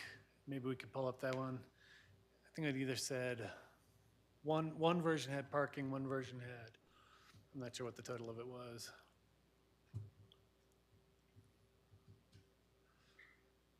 And I guess I'll begin, yeah, that's great. That one's fine, actually, if you can. So, right, with the requests for variances on lot coverage and setbacks, and I think Commissioner Krantz, my concerns are probably in a similar area as yours. When I look at this, and I think about the benefits of density, I'm not seeing that this has been designed to that. Everything in pink there is essentially front-loading garages or alley-loading garages with minimal benefit from that alley-loading garage, right? So normally with an alley-loading garage, everybody has a open space in the front of their house that you get to know your neighbors from. You might even have that with a front-loading garage at times. And so while it's not the density numbers of units or even square footage at that point, it's this whole lack of community that has, to me, has not been built into this design.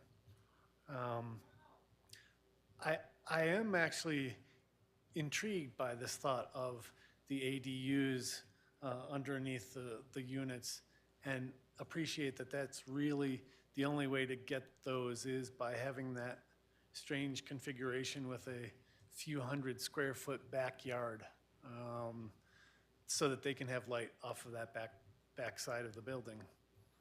I'm just curious as to what other people think about the setbacks, variances, and the,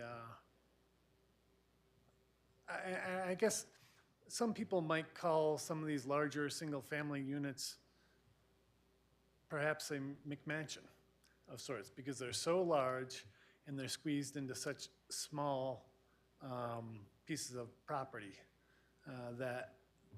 and they're front-loading, that it just doesn't have the benefits that I would look for when pushing for that kind of density and those kind of variances, but I haven't heard much of that concern from others, though. So I'm curious as to anybody's reactions to some of that thought. As always, Chair Brauneis, I appreciate your comments, and they usually cause me to reflect again. And I think one of the things that struck me, let me just say, I hear what you're saying. I think, these aren't labeled, these alleyways, but the alleyway in the townhome area that's the easternmost. And I can envision places in Louisville that are that look like that already, where you have a small alleyway and then each unit has a garage there. That is not really going to be a place where, at least in my estimation, that's probably not going to be a place where people are going to find sort of a sense of community and hang out in. I do think, I guess I'm hopeful that where people are going to spend time in this neighborhood is in the green space area there, just to the west of that kind of north-south. Is that Outlot B? Is that, yeah? Yeah, Outlot B. And the front-loaded townhomes on East Street. And then when I look at the single-family homes, I guess I share your concern that are we going to be building a community here, or are we going to be building kind of a row of sort of Garages. Yes, garages. Which, to be fair, like in the neighborhood I live in, Louisville, the garage is a prominent feature of the homes, and obviously it's not quite as dense as this particular area either. But I guess I'm as I look at the fronts of the homes, I still feel that there's something there, and I guess I do hope that the project team has thought about these considerations and hopes that they'll be able to build a neighborhood and a community that'll make these streets feel lively, I guess.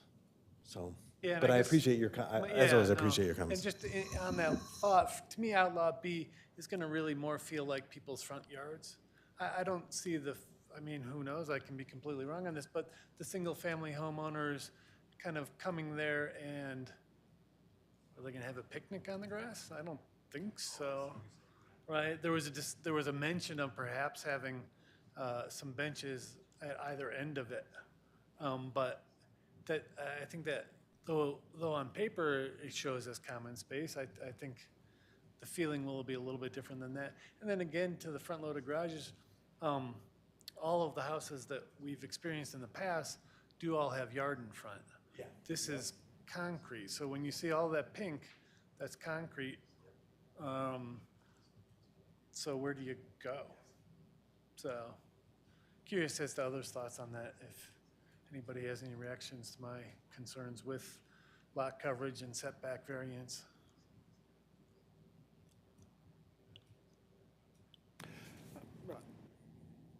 Similar to what my comment was before, the limited setbacks are concerning just from a fire and life safety perspective and fire spread. It's the zoning that applies and the available dimensions of the site are a hard equation to solve.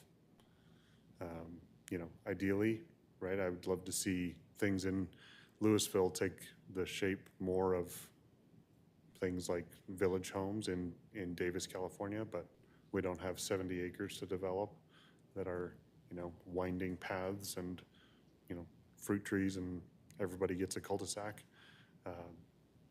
So I understand and I appreciate what you're saying. It's a lot of concrete and hardscape and not a lot of place to incidentally, run into the neighbor kid throwing a Frisbee or, folks walking their dogs around the path. But I also appreciate, that it's a difficult equation with the limitations on the dimensions and the, density per the zoning that makes the numbers work as a development to establish additional housing stock. Commissioner Krantz.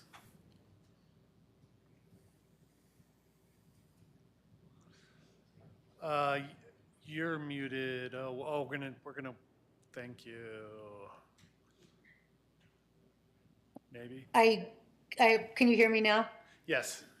I apologize. I didn't want to get anybody sick today, but I really appreciate what you said, Commissioner Choi. But I just want to, when I think about it, I don't think that the maximum density for a mixed-use residential is a requirement. It's just what the maximum density is. And so I do feel like it's necessary to meet the modification criteria.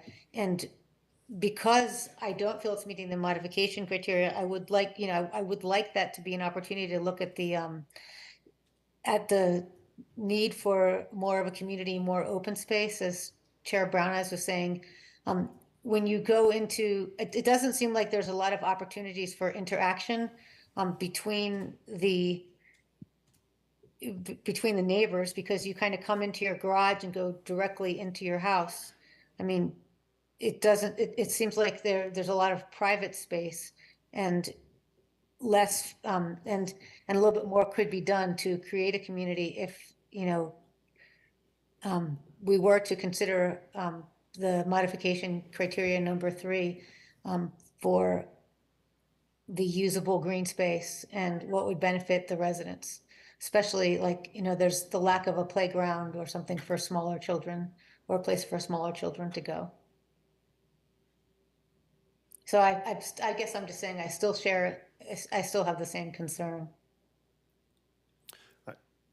I hear what you're saying. To me, it's an interesting dilemma because we don't, well, I'm going to use the example. There's a large lot that's, I think, maybe almost 2 acres right on Hutchinson, that's right by Louisville Elementary. And there have been some, ideas around what that could be, right? 5 houses, 6 houses, something like that. And I would just caution you to not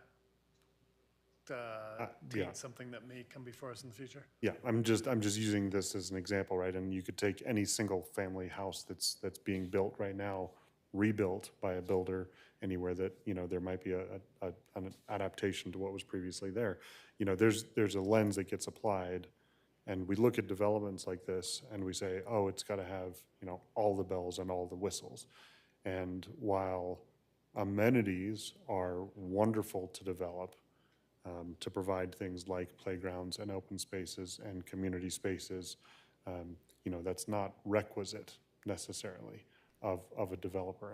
And you know, I have no idea what the pro forma is on this development, and you know, where the threshold is that says it's going to be something where the developer would continue going after doing it to make the numbers work, or walk away because, you know, there's sunk costs that aren't recoverable. And so I just, you know, I would love to see more amenities, right? I'd love to see a whole bike park in here for kids. That being said, when I go by the Clementine development very frequently, you know, they have that community space with a little arboretum or a little arbor back there, and you know, an area, yeah, barbecue, and I've never seen it used. I've never seen anybody there, and I go by that frequently. Now, maybe I'm just missing it and going by the wrong time of day, but you know, what I'm trying to get to is the amenities are wonderful.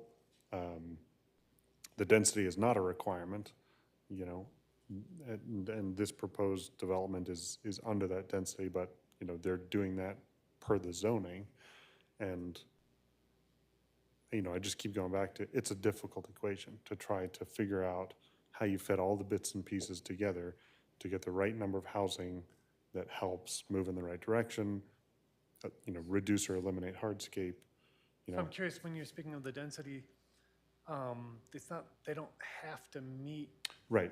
a certain density, so Well- in the back of my head is, why isn't it all townhomes? Well, they don't have to meet the density, more open they don't have to meet the density to comply with code, Right. but they have to meet a certain density to make the numbers work. Sure, And if the numbers don't work, nothing happens, Right, right? yeah.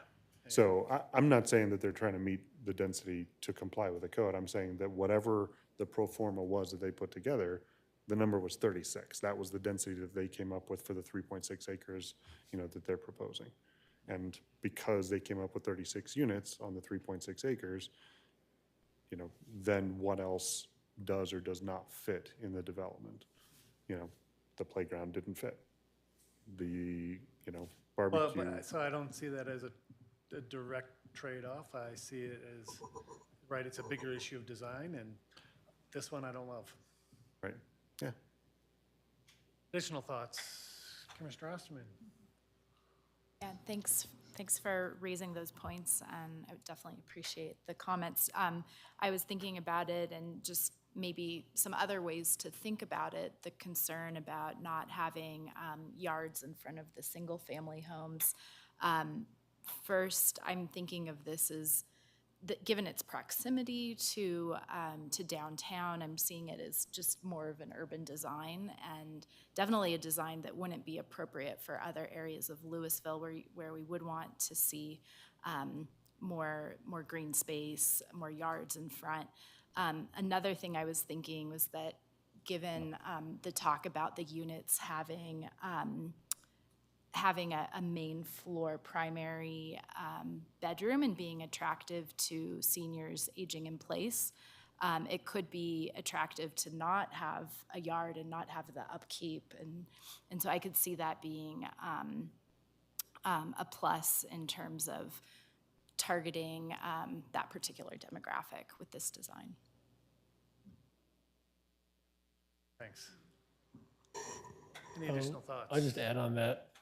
One of the modifications, and maybe this pulls together some concerns from Commissioner Krantz and you, Chairman, is the modification number 1, which says we will not alter the essential character of the neighborhood or district.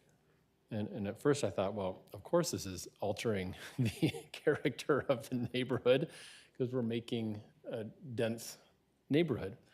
But if you continue to read it, it says, in which the property is located, nor substantially or permanently impair the appropriate use or development of adjacent property. And it seems like in this particular narrative or this particular setting, it seems appropriate. When you make a yard bigger or when you make or alter the square footage, you'll also affect the affordability of the house and the affordability of the project.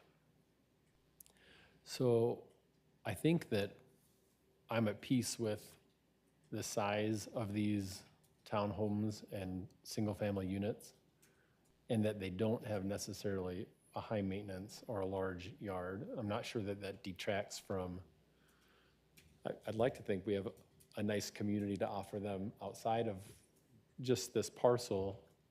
But I do think that it meets that modification because I don't think it changes, when you think of the neighborhood, I think that this particular phrase is talking about adjacent properties. And I don't think it changes the character of that, the narrative of that area when we talk about Clementine and Sunnyside and then this East Street. The other modification that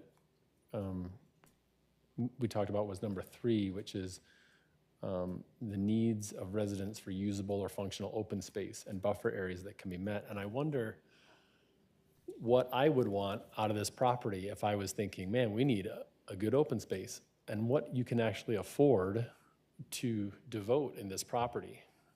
Even if you are at that 15%, could you create a park? What would be in that park that would be substantial for kids or adults or whatever? How big would the open space be? How usable would it be? And it seems to me like because of the location and the proximity to adjacent, such as Community Park or the Coal Creek Trail, there are other amenities within our larger community that these citizens could use. So I guess that makes me feel a little bit better about the comprehensive nature of this particular proposal, although I share your thoughts, and I think that your thoughts go back to my original concerns of the waivers, because there are short setbacks, and I think that those waivers have created a very dense, and those are my concerns. So I'm glad that I'm glad that we're echoing the same concerns, but in the greater perspective, I think I'm at peace with what we're trying to achieve with this parcel. Commissioner Krantz. Your hand is raised, at least. I don't know if. Thank you. Just back on modification number 3, I just want to make sure that we're all on the same page with that one too. I mean, it says that the modification is warranted by the design amenities incorporated in the development plan and the needs of residents for usable or functional open space and buffer areas can be met. So for us to say that all of these significant lot size and orientation changes and road and block lengths, we need to be able to say that these are warranted by these design amenities. And I believe that those design amenities are supposed to be open space and the buffer areas. So I don't feel like, I'm just trying to see how we can say that we need to have these changes for the purposes of achieving functional open space and buffer areas. Does that mean, I mean, that's what this modification requirement says. So I don't see how we can say, how we can meet that modification. I would agree with you on that, Commissioner Krantz, and I'll let you all know, I'm going to be voting no for that reason. But I don't think there's a lot more discussion unless anybody has any hot ideas they wanted to share with the group on that. Seeing no additional last call? Seeing none, I would request a roll. Well, actually, I got a little language here, right? Not really. I'd call for a motion. I would offer a motion for resolution number 17, series 2023, a resolution recommending approval of a preliminary subdivision plat and preliminary planned unit development, PUD, for a 15 single-family and 21 townhome unit on a 3.6 acre parcel located at 421, 533, and 565 East Street. I'll second that. And a roll call, please. Commissioner Basket, Yes. Commissioner Choi, Yes. Commissioner Osterman, Yes. Commissioner Moline, Yes. Commissioner Howe, Yes. Commissioner Krantz, No. and Chair Brown eyes. No. The motion carries. Best of luck moving forward. Thank you all. We'll take a 5-minute break, reconvening at 46. 5.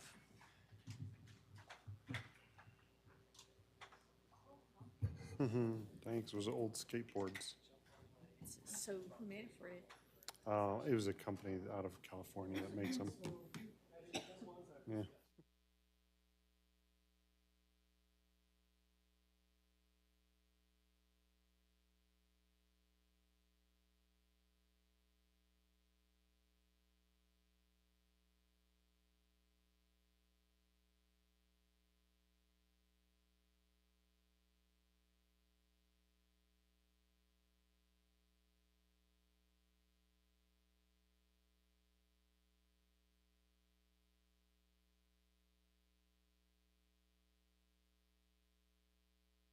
Recording stopped.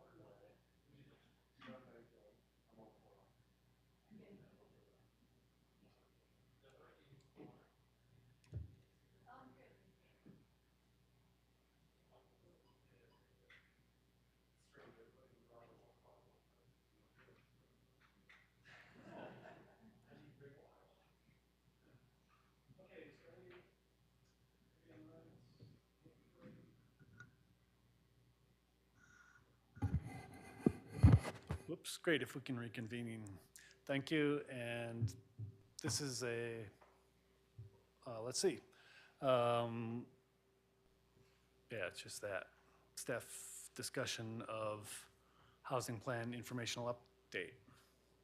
Yes, good evening, Chair Brown Ice, members of the commission. I'm Rob Zucchero. I'm going to be kicking off the presentation for city staff. We're also going to have our planning manager, Jeff Hurt, take part of the presentation. And we have one of our consultants online with Echo Northwest, Leanne Ryan. She's going to go over some of the information as well. I'm going to give a brief introduction. Leanne's going to go over the housing needs assessment. I know you all have seen a lot of the detailed demographics that went into that assessment, but that assessment is complete, including the executive summary. And really what we're here tonight for is to look at the strategy matrix. So that's the next evolution of the plan. And Jeff's going to go over the strategies, also talk a little bit, I think, about the public input to date.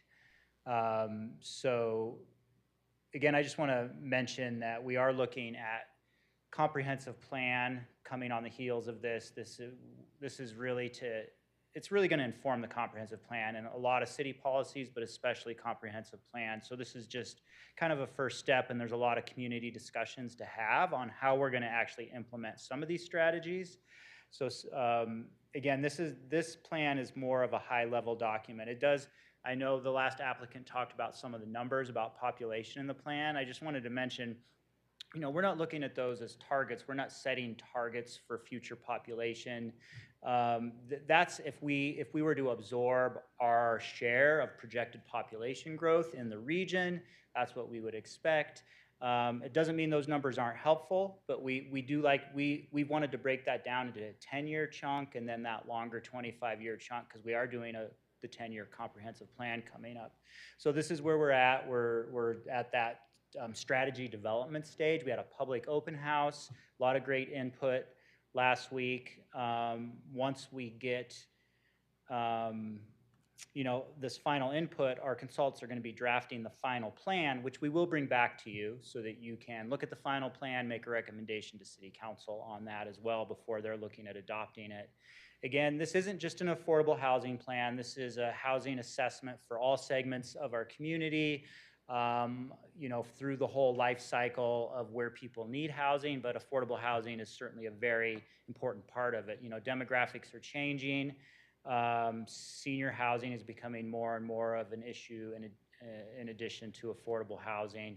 Leanne's going to go into a lot of those demographics, which I think they're just really shocking and hopefully eye-opening. There's a lot at the state level about what we need to do in our communities to try to,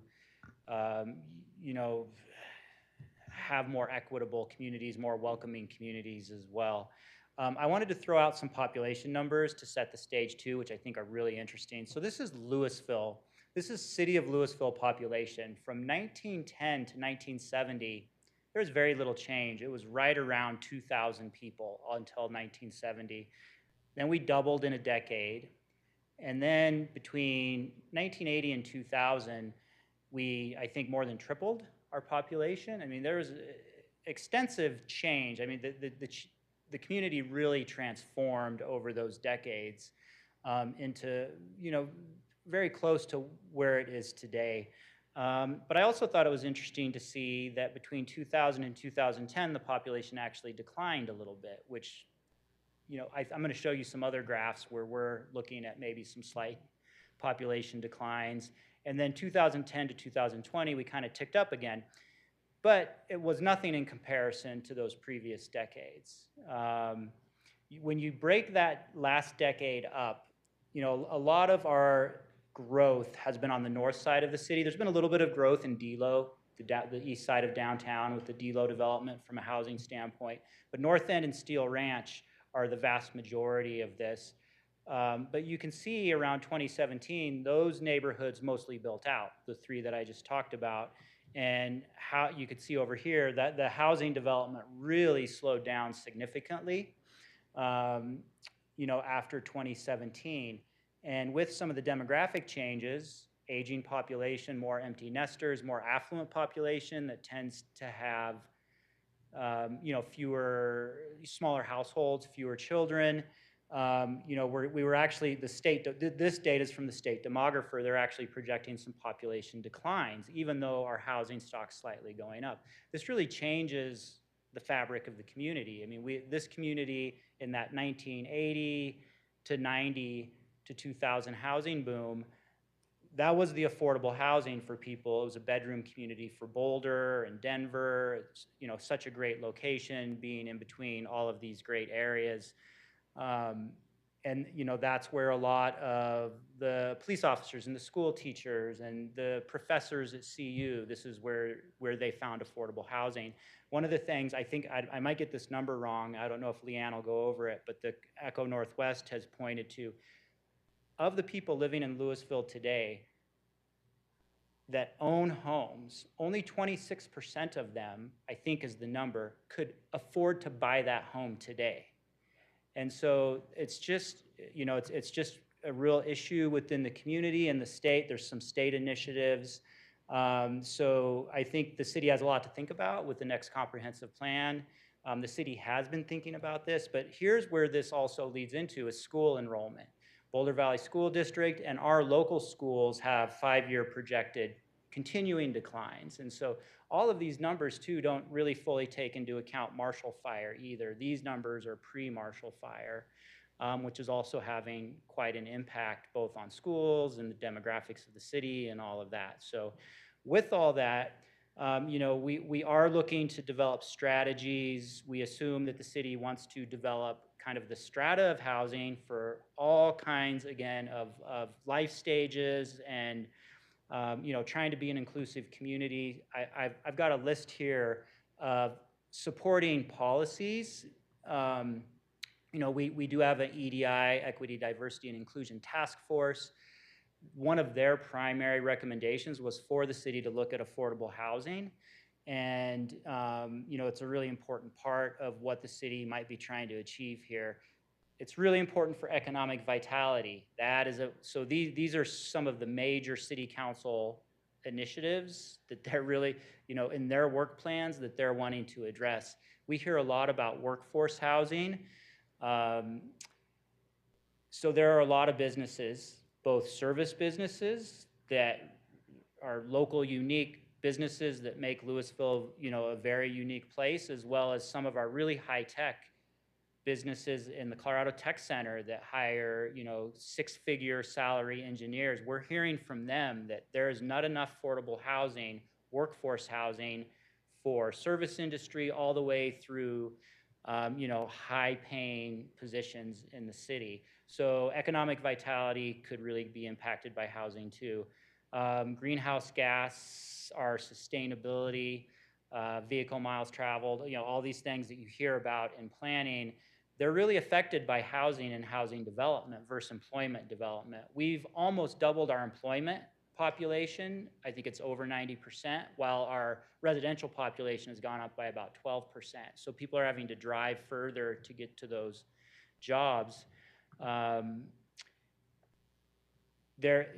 of the metric of affordable housing also is the cost of transportation, which is often overlooked. So even if the affordable housing is very far away, I mean, that has quality of life impacts to those residents to spend more and more time in their cars, but it also adds to the overall cost of living far away from where you work. It's, maintaining that car, more gas, all of those things.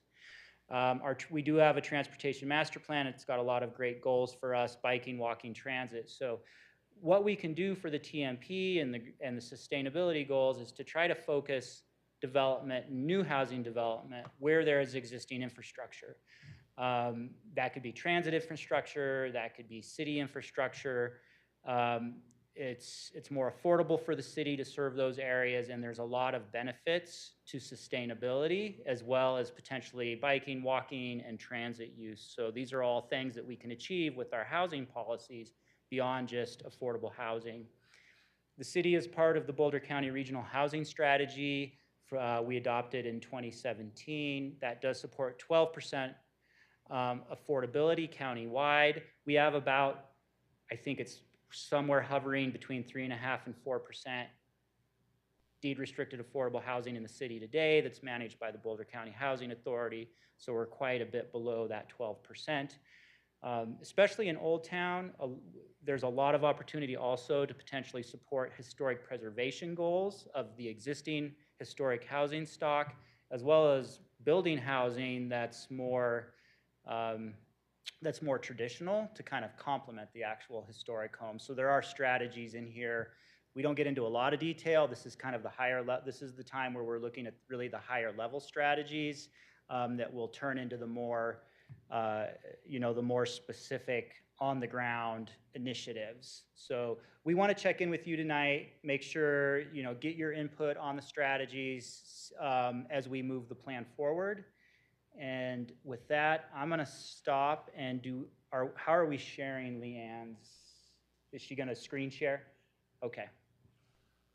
So I'll go up to the lectern.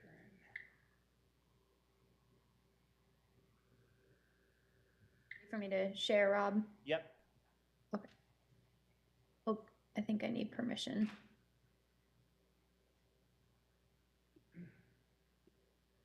Okay, give us just a second. You might have to promote her to a panelist. I need you to promote her to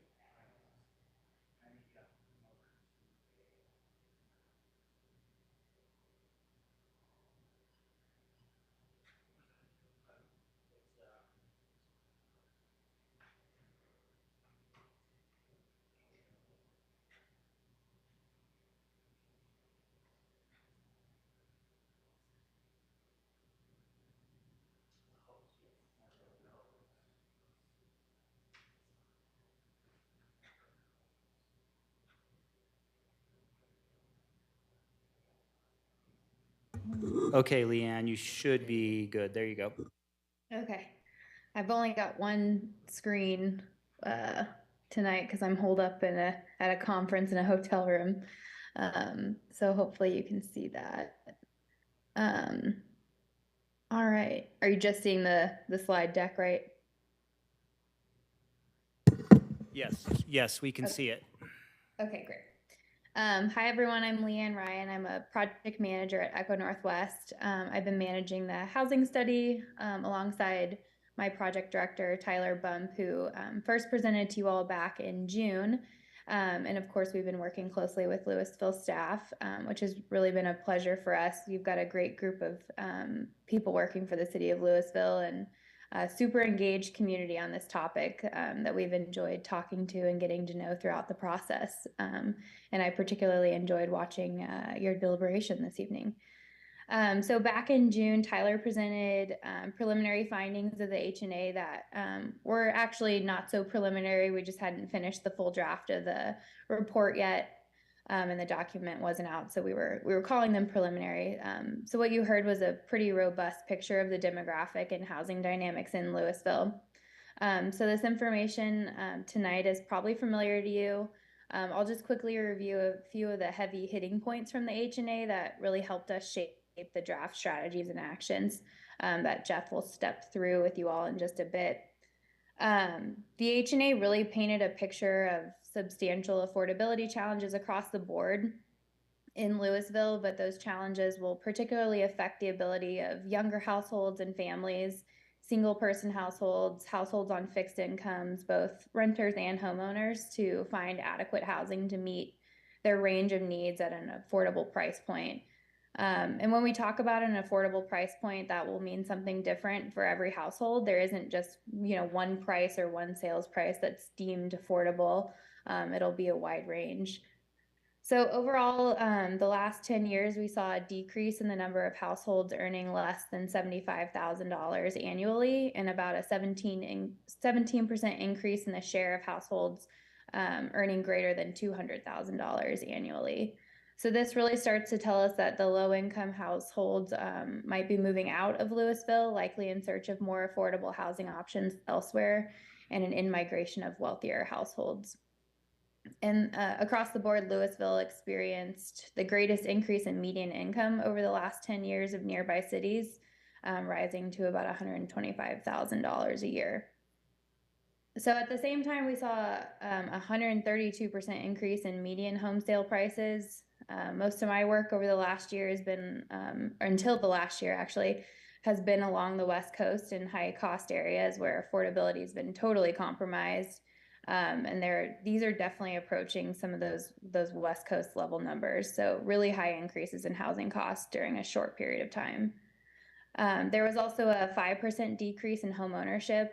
There's a variety of things that could be contributing to this, but it's likely that it's becoming more difficult to buy a home for a lot of families and households. There was also a 58% increase in rents as well, and this is really important when we start looking at how Louisville homeowners earn about twice what Louisville renters do. So those increases are going to be really difficult for renters to keep up with, especially those making below that 80% area median income. Cost burdening is a major factor in understanding affordability in any jurisdiction. And just as a refresher, I think Tyler probably went over this with you in June, but a household is considered to be cost burdened if they spend more than 30% of their income on their housing costs. So that's all in housing costs, insurance, utilities, mortgage, rent, all of it.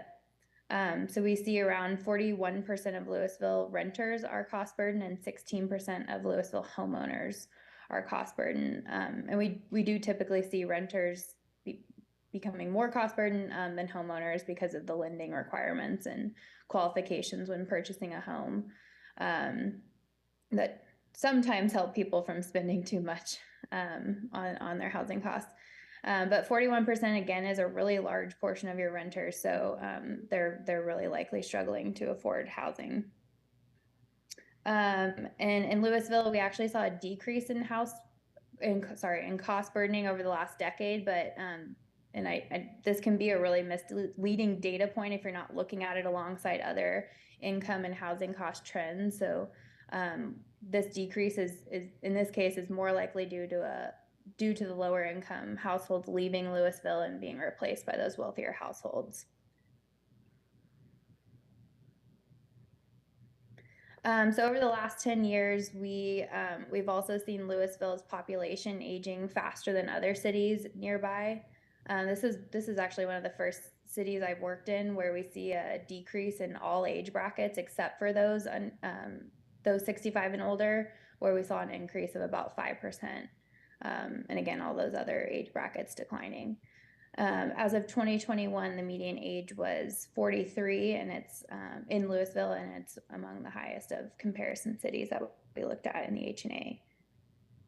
And then when looking at the housing stock, we find that it lacks diversity needed to serve a wider range of household types and income. So it's 67% single family detached, which is the highest share among the other jurisdictions we looked at, the second highest, just behind Erie, which was at 89% single family detached. We also saw a drop off in residential development between 2018 and 2022, which is something we don't typically see in high cost growing areas. And most of the housing production that took place between 2022 and 2023 was related to the rebuilding after the Marshall Fire. So a key part of the H&A is to gain an understanding around the extent of total housing units needed in Louisville and the quantity of housing needed for different income levels over the next several decades. Rob touched on this a little bit. A significant challenge facing Louisville is going to be producing enough new units to accommodate a potential population growth and to provide those affordable housing options that'll match the needs of those current and future residents. So in our analysis, we use the state's population forecast for Boulder County and Louisville's current share of that population. We projected the number of housing units the city could expect. This is just, there are a lot of assumptions made in this calculation, but assuming conditions remain similar to today. So over the next 10 years and then in the more long-term, those 25 years. An important part of our methodology that we use when accounting for the future need is underproduction. So underproduction is essentially the number of housing units that didn't get built relative to household formation over that same period of time. We also account for what we assume to be a healthy housing market that has, a reasonable level of vacancy and absorption, along with some activity of second vacation homes. So by 2047, our analysis showed that a total housing need of about 2,400 units to accommodate that assumed population and household growth based on that state forecast and Louisville's share of the county population. Our analysis also breaks down the housing units into income brackets, so the city can begin to think about the types of units that will be needed to meet the housing needs. So we're looking at around 1,100 housing units that will be needed for those households earning under the area median income. So those units that the market might not naturally deliver on their own. And then given the planning horizon for the comprehensive plan, we see that you need about 1,100 units over the next 10 years. So dialing back from that 25-year planning horizon. So in response to what we've been hearing from the community engagement efforts, which included several rounds of interviews and focus groups and 2 what we think to be successful open houses, we developed a strategy matrix that outlines the preliminary strategies with targeted actions to help meet those housing needs that we're seeing in the data, but also kind of reinforced through those community voices. Jeff's going to walk through those with you all, but they kind of cover 3 general areas around increasing residential development in general to help better meet demand and accommodate population growth both regionally and locally. And then expanding access to affordable housing, knowing that housing is not only needed for those making above 80% AMI, and then those lower income households as well will need, those units will need a little bit more assistance when being delivered. And this is especially when thinking about, especially important when thinking about how to attract and retain a local workforce. Rob touched on this as well. So thinking about your firemen, your police officers, government employees, your baristas, restaurant workers, and the whole spectrum of a workforce. And then we have strategies aimed at increasing housing diversity. So looking at ways to create more opportunities for home ownership, particularly more affordable home ownership, and expanding that rental stock in Louisville. So more multifamily development, what we call middle housing, which are your townhomes, duplexes, cottages, ADUs. So yeah, I'll pass it off to Jeff to walk through the strategies with you, which we're really looking forward to getting your feedback on. And I appreciate the opportunity to present tonight. Thank you very much. And then also in the packet, there was kind of 3 questions that were posed. I think it was can you touch on those too? It was, what do we like? What do we need more information on? And one other. Exactly, yeah. Let me get teed up here and get the zoom in a bit. Still pretty small, but I'll go through it. So yeah, I'll kind of round things out. Jeff Hurt, I'm your new planning manager, first time up here, thanks. So Rob mentioned our purpose tonight really is to, I think, 1, introduce sort of an update on the project, but more specifically, we were looking for feedback on this specific document in your packet. This is really the foundation and sort of the bones for the actual deliverable that our consultant is going to start cranking on. So the 3 questions, as you said, to be thinking about as I kind of orient you to this document are 1, what's missing from this list? There's a whole slew of potential actions. I think there's about 30 in here. 1, what's missing? 2, which of these sort of resonate with you or you would see as the highest priority we should focus the most on? And then 3, more information you might need to even understand what these are or clearly articulate sort of what they might do. So those are the 3 sort of lenses we'd like for you to look at as we go through this. Our thought is for me to first just orient you to this document because it's meaty and there's a lot going on. There's 6 sort of buckets of actions, strategies. So I was just going to hit real quickly each of the 6 and kind of what they are. Go through each of those, and our thought was we would just circle back to the beginning. What council did was they just rolled up their sleeves and like started going through each of them and talking about each of them. So we could get through the whole thing, It's however you all want to do it, if you want to ask questions about each of them, or add to the list, however you want to do it. So So then that's, also, just as a point of order, if we are going to wrap up at some reasonable hour this evening, I don't know that we'll be able to discuss all of these. So let's, after we hear from them a little bit, we'll kind of check back in with each other and see where we want to go with it, whether we needed to continue it to next month or not. So, okay, thanks. I'll keep that in mind, try to be brief.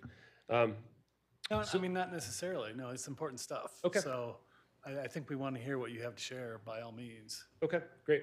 Appreciate that. Yeah, so just starting from sort of the top of this table, and the way this is structured is the strategies on the left, that's sort of your high-level category, and then the specific actions within that strategy are listed. And there's a summary, and if you want to get into it, sort of categorized, but if it's policy or funding or additional research, things like that, and which income levels are served by it. So there's a lot going on in this table, but the first sort of category is basically, so it's identify opportunities for residential development. Basically what that means for this table is look for places geographically in Louisville that could be appropriate for new housing types. Sort of those are commercial corridors, transit corridors, places like what we just saw in the case before this, and how do you dial in regulatory changes, policy changes around that. Rob mentioned that a lot of this will tie into the comprehensive plan. Point of clarification, this housing plan doesn't call for specific changes at specific locations. It just sets sort of the foundation for new zoning districts, criteria for rezonings, things like that. This being our first housing plan, it's important to have that sort of policy foundation first, and that's what we're doing now. So this is about where could those new housing types go, and what sort of tools might we have to promote that. So that's one of 6. And then the second one, I know this is probably about impossible to read, but the second one is really sort of zoning code heavy. That's adopting code allowances for more diverse housing development. So that's the sort of package of zoning rule changes that we've come up with, and based on the consultant's analysis, they actually did a pro forma economic analysis of prototypical sites in Louisville to look at sort of which levers from a regulatory standpoint could be moved to yield outcomes. And so this package of zoning code changes is what we've come up with to sort of reflect that. So it's any number of things, ADUs, other things that I won't get into. You can certainly go through that. The third strategy relates to Proposition 123. So most of you are probably familiar with that. Substantial funding opportunities coming from the state and the income tax set aside starting next year. So this sort of bucket of actions is very funding heavy in terms of ways we could leverage that opportunity with our own Louisville specific set of policies, fees, things like that. So that's Proposition 123 focused. The fourth strategy is also kind of zoning code heavy. A lot of this stuff overlaps, right? We've just sort of tried to organize it in a clean way. But strategy 4 is zoning code heavy as well, but it's more focused on predictability is how I'm thinking about this one. How can we possibly look at rule changes that create a more predictable regulatory environment so we don't have as much possibly of the discretionary review, public hearings, all the things that create challenges and unpredictability for developers for the right types of housing products, right? This isn't an across-the-board thing. So that's one strategy, and again, these are for discussion. We want to hear your feedback, and this will inform the drafting. So that's one strategy, looking at predictability. And the next one relates to infill development, so basically having more flexibility with infill development. Those are some of the most challenging sites, right? That have the most layers of regulations. What are some specific levers within that sort of bucket that we could address to promote more housing choices, more housing affordability? Let's see, am I on the 5th one? Yeah. The 6th one, last but not least, naturally occurring affordable housing. So that's, we've heard a lot about that. I think a couple of you mentioned it tonight as well. That's its kind of sort of unique animal, and there's a number of programs and opportunities to address that. Looking at basically where this is non-deed restricted, right? Where the market has actually somehow given us naturally occurring affordable, whether that's aging multifamily complexes or manufactured home parks. It's an existing asset. How can we enhance it, preserve it? And so these actions are sort of calibrated around that. So that's the high level of this document itself, and I know it's a lot to process, but again, the the hope, the thought from staff tonight, at least, and our team is for you to look at this list.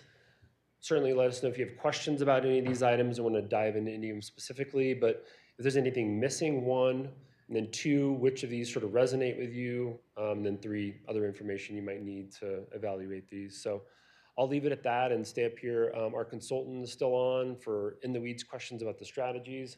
I'm happy to answer any as well. Any other feedback or comments that you have, looking forward to it. Great, thanks. So it was things we liked, things that we thought were missing. What was the third question? It was a bullet point in the packet. Yeah, so what's missing? Which ones do you like the most? What more information might you need to understand these things, or would you like to see more clearly spelled out when we like sort of flesh these out? Great, thanks. So if we can all try to keep our thoughts surrounding those. Free-form discussion. Can I? Sure, Commissioner Molina. I just have one kind of, I guess, lead-off question, Jeff, and that is, like, if it's hard, it's very tempting to say, well, we should be doing all of these things, you know, we should, and we should be doing each of them in kind of I guess, sort of a strategic pattern. I guess what I'm looking for is, do you want to hear from us, like, let's do all the policy changes, or let's prioritize those first. Those should be easy. Or I guess I'm trying to get at what's kind of realistic for the town to take on at kind of one time, or between now and the end of the comprehensive planning update period. Or I don't know. Do you have thoughts about that? I mean, it's not really. I mean, I'd love to do all these, and to do them all now. Can I make one comment Please. on that before you answer, Jeff? I think one of the questions that I had that may be touching on the intent of your comment, you know, with 6 strategies and 29 actions embedded within those strategies, my question on the what more information do you need is along the lines of, you know, where is the juice worth the squeeze in these, right? So 6 strategies, we need 2487 new housing units in the next 25 years. You know, are they the same? You know, does each one of those strategies each get us 629 housing units? Or, you know, is number 1 80% of that goal? Is number 2 20% of that goal, right? That's kind of what I hear you saying, and what I'm wondering as well, you know, which one of these strategies is most impactful? Yeah, it's a great comment, and I think, you know, one of the ways this will be organized when you see the actual plan, hopefully toward the end of this year, is by sort of like a lot of these categories, right? Level of effort, level of resource, bang for the buck, juice for the squeeze kind of thing. I think that's what you're getting at, and it's good sort of guidance for us is to put it through that lens, because yeah, of course, 29 things, we'd like to do all of them, but which ones would actually, there's like a calibration of resource level to the juice is worth the squeeze is the best way to, yeah. So I think we can help clarify that. I don't have an answer for, I think that's what the kind of feedback we hope for is, like, which of these resonate? Maybe we can sort of like make it a little bit more concise, that kind of thing. Yeah, and I guess actually stepping back even further from that, I'm sure that within the community there are those who reject the notion that we need any additional units whatsoever. And so I see this tool of looking at projected growth within the county, looking at our potential share of that. And so is there any other way to approach the issue that doesn't rely on the assumption that we need to accommodate this number? Yeah. Go ahead, Rob. Yeah. So I'm going to say no. I mean, I think I'm just going to say no. I think that that's the way kind of the community's been looking at it for the last few years, the time I've been here, which is, 2016, and you can see how the growth, our policies have aligned with, I mean, we've seen the result of our policies, which is that there's been declining population growth, very slow to no new housing growth. Can a city continue that? Can that be a legitimate way the city wants to have its future? Yes, I think that's the question. I mean, I think that's the statement back. If our city decides we want to be a zero growth, I think the state might intervene, by the way, and not allow that to happen. But you know, if a community could continue to have the land use policies that we've had, and we'll have a similar projection.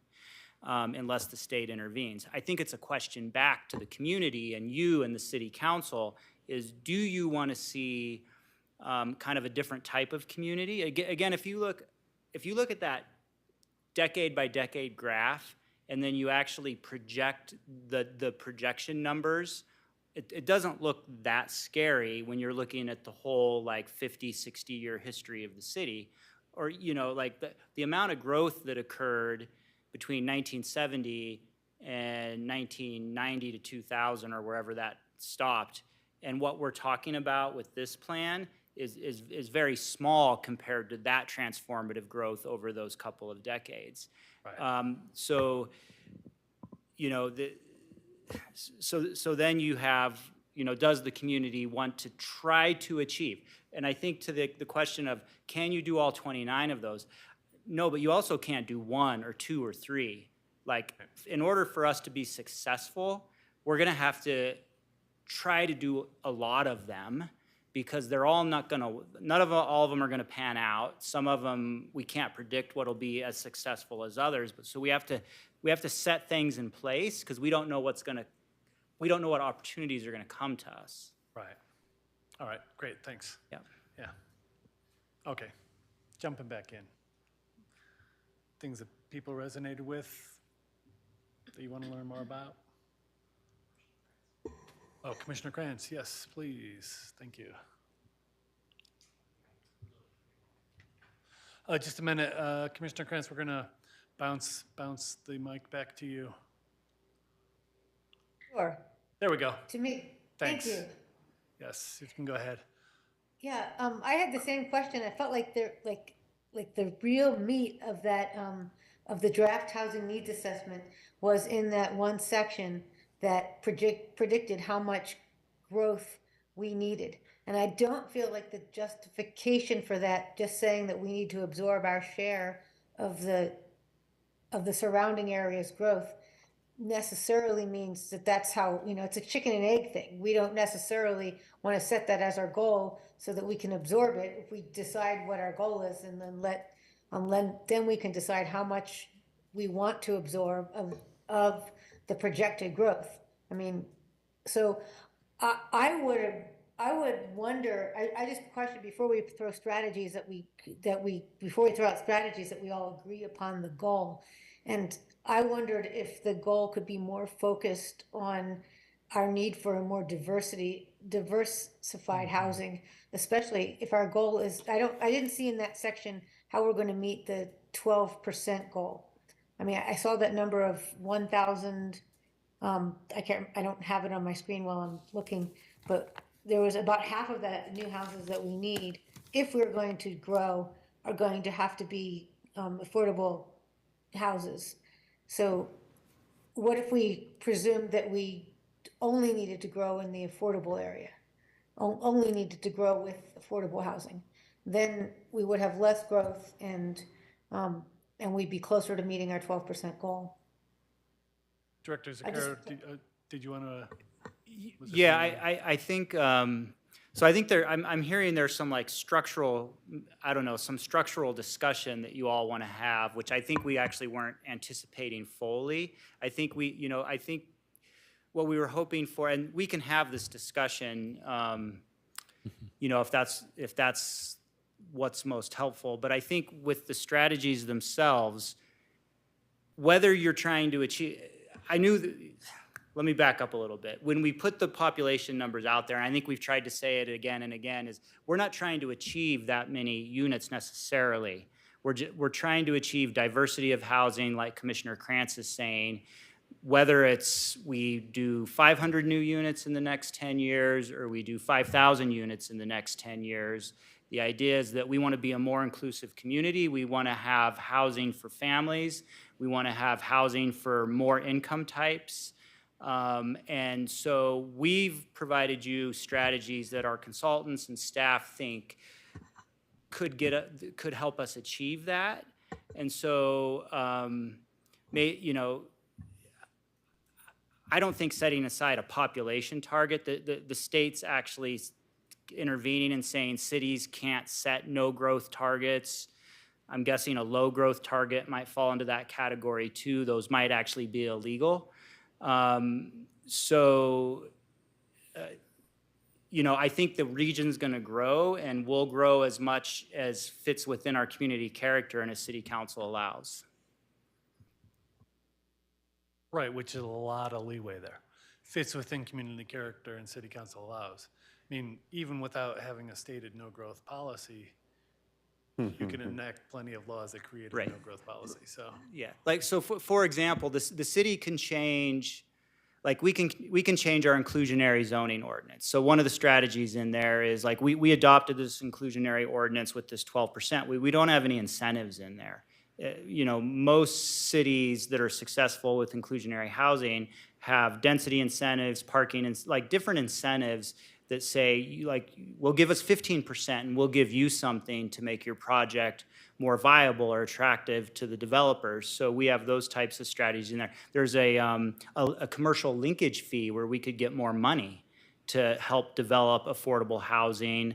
Or acquire, to Commissioner Krantz, like maybe we use that to acquire existing housing and deed restrict it rather than building new. So there's lots of different ways. Like, is there anything in there that you see that, no, we shouldn't do that? That's an inappropriate policy for us to do, or, that might actually work or achieve some of the goals. Great, thanks. And then just as a point of order amongst the commission here, 9:30. This doesn't feel like a 15-minute conversation by any means. I don't know what other people are feeling. I think I can summarize my thoughts in the next 4 hours, so that won't take too long. I can start now if you'd like me to. Thank you. So how much does it throw you all off if we continue to next month?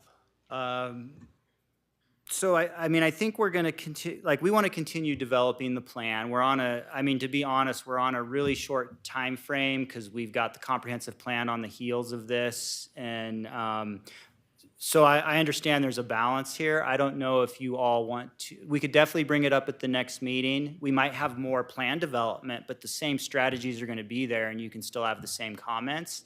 So maybe if you're okay with it, we'll continue to develop the draft plan.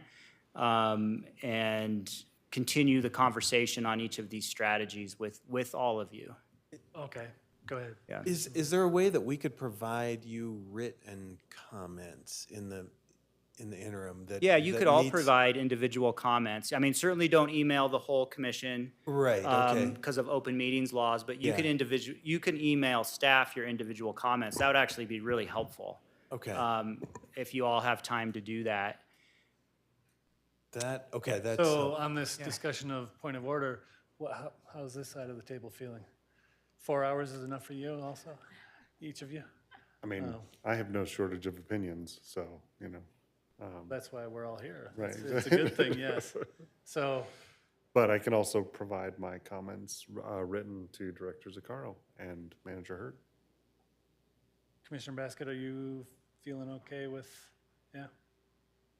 Commissioner Osterman, So maybe if anybody has any highlights that they wanted to, go ahead. Or I think maybe even anything that you want more information on or you feel needs more explanation, maybe we just jump to that because that's something that we can continue to work on.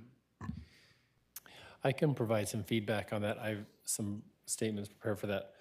The things that would help me understand these, some of your numbers, I think that the 2,483 need for those units is valuable to me, but it doesn't put in perspective as to what the existing unit base is, so I'd like it as a percentage. My rough calculations, I would guess there's about over 8,000 existing units. If that's true, then that means that we have about a 30% increase to make. Well, I don't know if that's accurate or not, but that would help me and maybe other people understand is that achievable or not? And that goes back to maybe somewhat, some of the other commissioners' comments. If it's a 30% increase, wait a second, we just can't do that. You can't increase the housing by 30%. We don't have that land mass. So that would be a number that would help me put that in perspective. The other thing would be to define affordable housing. I think that's an oxymoron in a lot of people's vocabulary.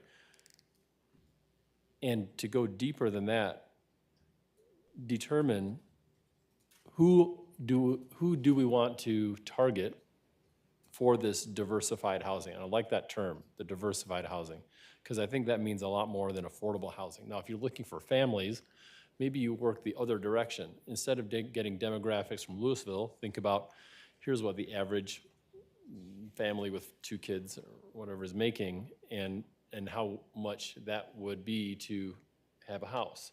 Now you're thinking about affordable housing for a specific demographic. Or if you want whatever demographic you're looking for, someone who works at a restaurant, or you can look at what their salary would be, what they can afford, so they're not taxed too much for the affordability of the house. And then the next question is that feasible? Right? So that would help me understand who we're actually targeting. And then the hot topic button, for me, the fee in lieu. We've talked about this as a valuable tool to increase affordable or just diversified housing. How can we use that money, and what these benefits are available? Not benefits, what you were just talking about, Director Zaccaro. What can we do as a city to give people the option to move in if they can't afford it? Can we give them tax credits or whatever it is to use that fee in lieu, or create housing? So I guess that comes down the line with solutions. Those are the things that would help me digest these numbers a little bit more. Can I add on that, Chair? Please, Just yeah. a couple of quick little things. So the couple of things that you said were very pertinent in terms of how I was reading some of the strategies, and admittedly, I did not read through the entire report before tonight's meeting, but I can get to that point, and if some of these questions that I'm asking are embedded in here, then I'll find them. But to your question, right, understanding that it's not a goal, right, but it is potentially a need or a capacity question based on trends, right? That's a projection. So if the projection actually comes true, that's what we're going to need to support that growth. The first strategy that is identify the areas for residential development is very aligned with, I think, some of the things you were saying. Do we even have the capability to develop that capacity to meet that demand in the municipal boundaries of Louisville? And if we do, what does that look like in terms of an exchange of currently zoned commercial yet vacant to residential? And I know that's not an easy thing to say, we need this many acres, because are we talking single-family homes? Are we talking about multifamily residential? Are we talking about mixed-use development? All of those things come into play, right? And so however those kind of nebulous ideas could be somewhat quantified. Yes, we have this much area, but it would mean we would lose this much area of this zoning, or we would have to convert this, or we'd have to get this from the county, or those types of things would help digest that. And I think that goes to that first strategy, which does resonate with me. Identify the areas, right? Because before we really think about implementing any strategy, we have to know what we have to work with. And so, that's something that kind of, jives with me in terms of what you were saying, as well as the strategy, as just one quick note. Thanks. Commissioner Krantz. Thanks. Yeah, these are all such good questions, and I love that we're just getting a chance to ask questions first, and we could submit our answers in writing. To what Commissioner Choi just said, I just wanted to verify one thing, is that if we're looking at that strategy number 1 to decide which areas we can rezone from commercial or commercial industrial to residential, I take it that that means that we have tabled all discussion of the previous inclusionary housing ordinance to create a requirement for rezoning, because I don't see anything of that in the plan or in the strategy. So I just wanted to verify that, if we could verify that we've decided to table that and that's never going to go to council, then I can move on from that. And I have another question too. And my other question is, would it be possible to do some sort of a financial analysis as to how what the effect would be on our city budget if we were to increase our population to the target that was set by this housing needs assessment? I'm just wondering, because we would have to have more amenities and may have to have a different tax structure if we don't have the commercial coinciding with this increase in housing. So my question is, what would be the thresholds for requiring additions to the rec center, additions to our water treatment or sewage treatment plants, and adding one police officer and things like that? Could we get some idea of what those thresholds are? Can I get clarification on your first question? I didn't understand sure. that. Oh, my first question was about the inclusionary housing ordinance that came before us over a year ago, just before we had this study. We said we tabled the discussion of having a 30% affordable housing requirement for rezoning. And I was just wondering if we've completely given up on that by what I'm reading with strategy number 1. No, if I could maybe just answer that quickly. So, I mean, yeah, so no, I mean, that proposal was not followed through with because it didn't have appropriate study to understand if that number would actually inhibit or actually serve as an incentive. So we actually, when we hired these consultants, that was one of the very pointed things we asked them to do, which Jeff alluded to, is we had them do pro forma analysis of prototype housing developments to say, okay, where's that Goldilocks spot of incentives that makes it financially feasible still, so that the developers will be incentivized, but not too much too, So I think we have some pretty good data to suggest what inclusionary incentives would be. So that, and I think it's very likely that that would be one of the priority initiatives that could come out of this plan. We spent a lot of time trying to think about that, how to create a better inclusionary ordinance. And Rob, I'll just add that a summary of that analysis will be included in the plan, so you can see the results of it and all the data behind it. And I would just add to the economic analysis, so the city, so you can't fiscally zone the city for commercial, because you get a lot of tax potentially from sales tax generating commercial, but if it's not market supported, you're not going to get it. It actually has a negative economic impact if you've overly fiscally zoned your city for commercial. So having vital corridors and areas of town that can support places that people want to be, where businesses want to be. That's also part of, so it's not as easy as running our fiscal impact model to determine how to have the best economic impact and to be able to afford city services. It's a complex equation that I would just suggest can't be fully answered just by running our fiscal impact model. Thanks for clarifying that. With 3 minutes left, do we have any high-level observations that people wanted to make along the lines of the 3 questions that were posed? What you like, what's missing, and knowing that we can individually submit comments? Is there anything else? All right. Then I sense we're ready perhaps to